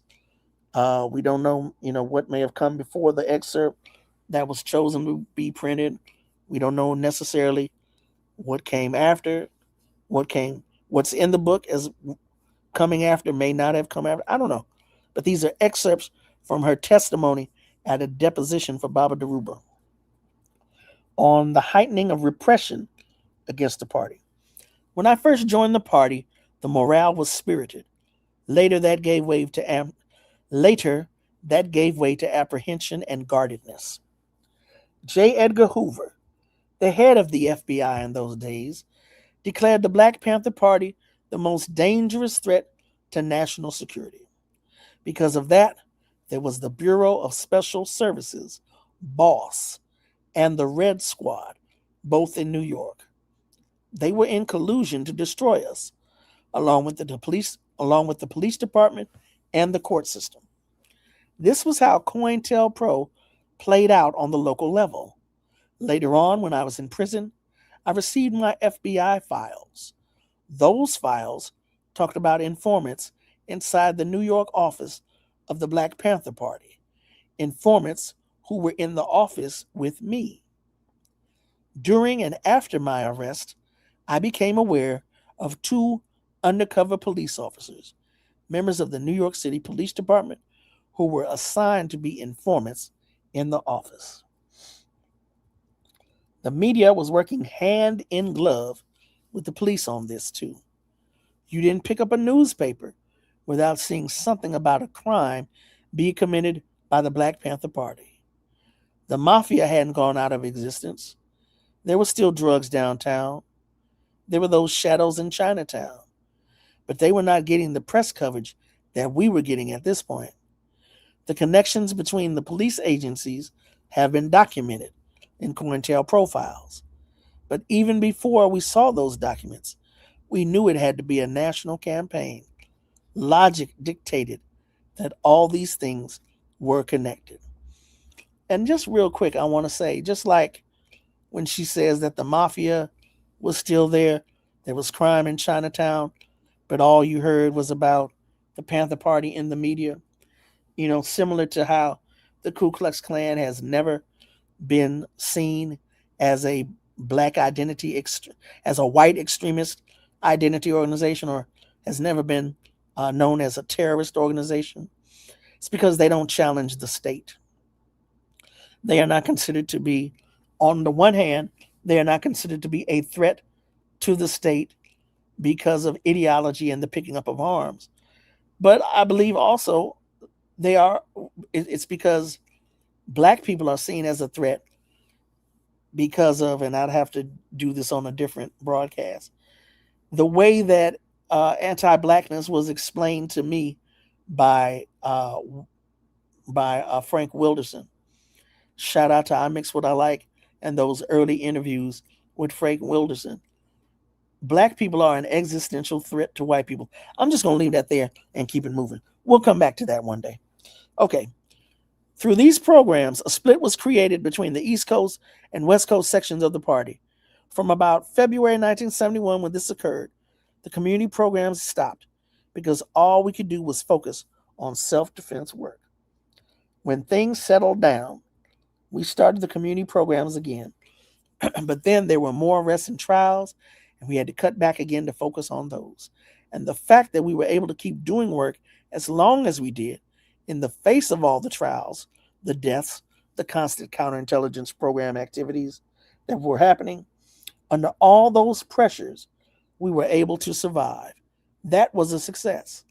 We were there when the community needed us. We dealt with their problems. We kept the free health clinic going in Brooklyn. We worked with welfare mothers. We worked on housing issues. We protected the community, keeping the older people from being attacked in the streets. And we expected that the police would tap our phones. Even my mother assumed that. We expected that they would follow us and watch us. But some of the things they did, we did not envision. We did not envision that they would send undercover agents to come up with ideas that were badder than bad. We did not envision that they would be able to kill people and create huge divisions between people. We were not able to analyze what was happening when we were hit by COINTELPRO. That was a failure. We had to cut back and allow the attacks to stop us from doing community work. We reacted with more intensified rhetoric instead of continuing our programs. In the early days after I joined the party, the police consistently confiscated the newspapers Panthers were selling. I was never arrested, but I was told to get off the corner when I was selling papers. I would sell papers mostly in the community where I could do community work. But once I was down on 42nd Street selling papers, and I was told to move on by the police. They told me I couldn't sell papers there. I had to move. A uniformed officer got out his gun and a nightstick, and I moved. But the police arresting people was a daily thing. Panthers would be selling papers on the corner, and they'd end up getting arrested, going back and forth to court. And it got to a point where people were told to cop a plea to get it over with. Sometimes sisters were physically assaulted while being arrested. It was just a constant thing. We had to go in pairs so that if one person got arrested, the other one could call the office to tell people. In those early days, we had pep rallies and pep talks at the office and in the street out in front. But this changed at the point when the party went on the defense in late 1970 because conditions had changed. Then the drills became more about self-defense. At that time, the atmosphere became much more tense, more defensive. It was as if something was about to happen and we had to be prepared. In December 1969, two members of the Illinois Panther Party, Chairman Fred Hampton and Mark Clark, were gunned down in a pre-planned raid by the Chicago police. We later learned that the FBI had played a role in the attack, planting an informant among Fred's inner circle and drugging the Kool-Aid the Panthers had had with dinner. But even at the time, we knew the police had set the whole thing up. They claimed there were shots from inside the apartment, but it was proved quickly that all the shots were fired by the police, not by the Panthers. A few days later, there was an assault by police on the Los Angeles office of the Panther Party. Members were not required to carry a firearm until the fear of being attacked became so predominant that several of us were obligated to carry weapons for defense. And as the officer of the day in the Harlem office, I was one of those required to carry a weapon. This took place during the course of the split in the party. You never went anywhere by yourself. You never went anywhere without somebody in security knowing where you were. You couldn't be out of contact for any length of time without cause. This was around the time of the split in the party. We felt that we had two major enemies. We had the other side of the party, and we had the state apparatus. It was like being in a war situation, and you didn't know where your enemy was lurking. You were constantly looking over your shoulder. The media was saying that the Panthers were racist, anarchists, and thugs. But when I joined, I saw that the Panthers did not use violence against its members. They were not violent. But once the FBI began instigating through COINTELPRO, things changed. After the split, it was a time of paranoia. The resulting violence was totally opposed to what the party was about. COINTELPRO brought about a war inside the party. Through COINTELPRO, people worked under the guise of being Panthers and instigated incidents. Threats were made over the telephone, and we feared for our lives. They created a war atmosphere. One example of what happened was that one member, Robert Webb, was told in a phone call with the West Coast that people were coming to take care of him. Then in March 1971, he was shot and killed on 125th Street and 7th Avenue. To show further how the police were involved, this is now 1988, and no one has yet been tried or even arrested for Robert's death. It was if it were sanctioned. We all knew who killed Robert, and we made that very well known. It was even published in the paper, yet no one ever did anything. The person was a paid killer, receiving thousands of dollars. Robert was killed right out on a Monday afternoon in front of chock full of nuts on 125th and 7th Avenue. His bodyguard had been pistol whipped, and he was killed, and the police did nothing. It was clear that they were working in conjunction with the killers. So our paranoia wasn't really paranoia at all. We actually had a basis in fact to be on the defensive. We sandbagged the office and our living quarters, and security was beefed up. We weren't allowed to be around family members, and the children were put in safe locations. We were trying to protect our families and to continue as best we could doing our work. But finally, it was decided that the party could no longer function above ground because of the conditions. It was clear that differences that emerged between the West and East Coast Panthers provided a prime opportunity for the government to destroy the party. At that time, there were also a number of burglaries and break-ins at our houses. One time, files were destroyed at the office. Machinery was stolen. Another time, when I was living on St. Nicholas Avenue, a neighbor told me to look out my window because my car was being burglarized. Someone was in it. When I'd moved into the building, I did what was standard BPP procedure, letting all the neighbors know they are in the building with a Panther so that we'll look out for one another. After my neighbor called, I looked out the window and saw police going through my car with 2 squad cars parked nearby. One police officer was standing outside the car, and one was inside, going through the glove compartment. They actually stole some parking tickets out of the glove compartment. I hope they paid them. I called the police station and reported a burglary in process, but nobody ever came to investigate.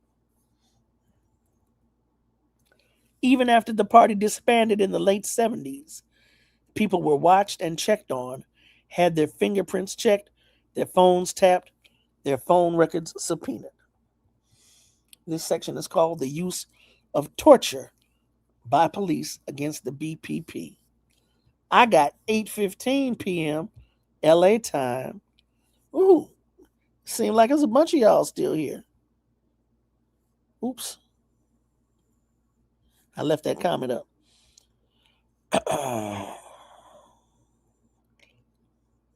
Dope work. So I see somebody's still here. Some of y'all, somebody's still here. I see somebody said good night. All right. So for some of y'all who are still here, I'm going to finish reading this chapter, and that'll at least be 2 chapters in. And if, as I said earlier, if you can't hang, I appreciate you hanging this far, and you'll get it all on the next one. Come back and, press play afterwards to see what you missed. I appreciate y'all hanging with us, sister. All right. Still in chapter 2.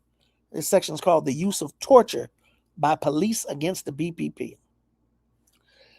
In May 1971, Reuben Scott, a California member of the Panthers, was tortured to try to force him to testify against Herman Bell, Anthony Jalil Bottom, and Albert Neal Washington, known as the New York Three. He was arrested in New Orleans and tortured. He was beaten and had cattle prods applied to his genitals. Pins were stuck into him. He was beaten so badly that he made statements in New Orleans that were later thrown out by a judge. They could not be admitted in court because they were the result of extensive torture. And a New York City district attorney and New York City detectives were on the scene. They also threatened him with other cases, murders, if he didn't testify. He subsequently testified against the New York Three and then recanted his testimony. Since that time, he has appeared on television, on Gil Noble's show Like It Is, and told what happened to him.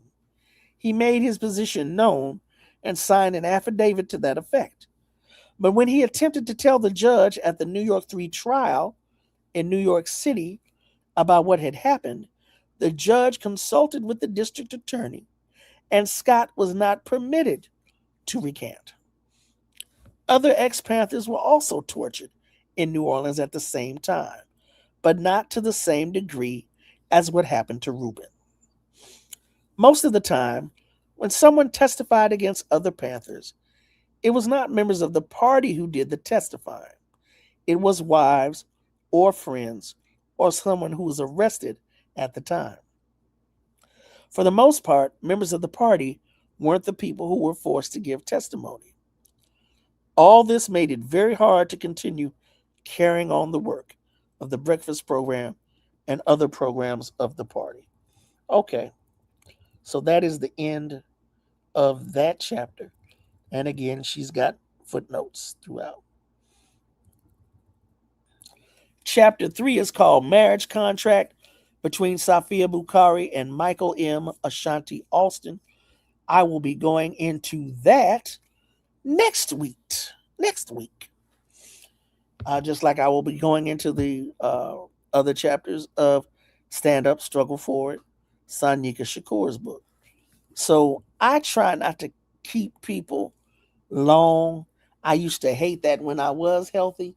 I definitely ain't hanging around long now that me and Mr. Arthritis have such an intimate relationship. So it's 8:19 p.m. I had said we were going to do 2 hours, 5 to 7:30. An hour reading each chapter. And then that other time was for, my 2 cents discussing the stuff that I knew that I felt would add value to the readings, trying to answer your questions or what have you. So that's where we are at 8:19 p.m. As always, I appreciate you all hanging out with me. This has been the first, I don't want to call it a class, the first meeting of the Black August Study and Struggle Book Club. We went through the first 2 chapters of Safiya Bukhari's War Before, first 2 chapters of Sanyika Shakur's Stand Up, Struggle Forward. So, if you have not already, please like, please share the link, please subscribe to my personal Rootwork channel, and subscribe to Black Liberation Media if you haven't already subscribed. And subscribe means you'll be made aware as opposed to always looking. We appreciate if you're not a subscriber. We appreciate you looking, checking the channel to see what's good. But when you become a subscriber, you should get automatic notification. And you can also support us financially so that we can continue to do this type of work. So the more I think about it, for the subsequent Sundays that we'll be doing this the rest of the Sundays here in August, starting at 5 p.m. LA time. That's 8 p.m. East Coast time. I'm probably going to stay off camera because I began this sitting upright in my bed, and now I have had to lay sideways. And y'all don't need to see that. Y'all need to just focus on my voice and what I'm reading and communicate with each other in the chat. So that's probably how we're going to do that right there. How we do that there. How we do that there. So, again, thank you for hanging out. Appreciate the heck out of y'all. I am going to shut it down for tonight. You all have a good week. Enjoy the rest of the programs on Black Liberation Media. And I will see y'all. Y'all won't see me. You see what I did there? I will see y'all next Sunday. All right now. Peace.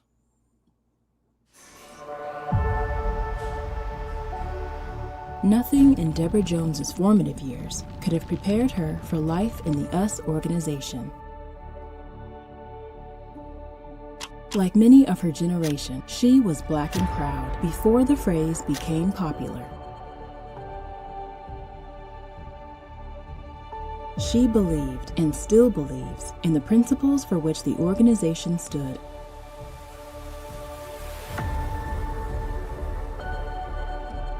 But her life took a horrific turn on Mother's Day 1970, leaving her in trauma and in silence. In this never-before-told account, Deborah Jones's inspiring story is told.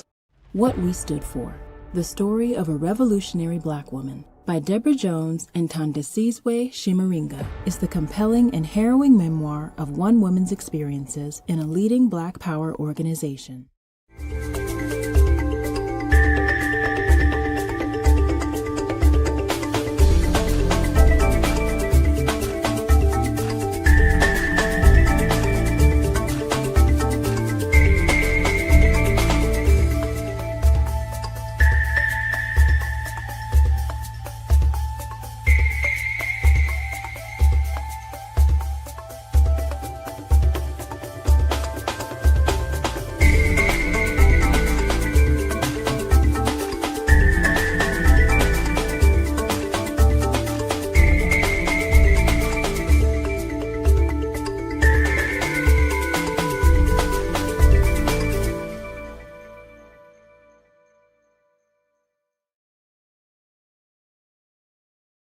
Black Liberation Media is a collective of Black and African organizers, journalists, academics, and media personalities serving Black and African masses seeking to further grow in their understanding of themselves, their histories, and the African world through entertainment and news.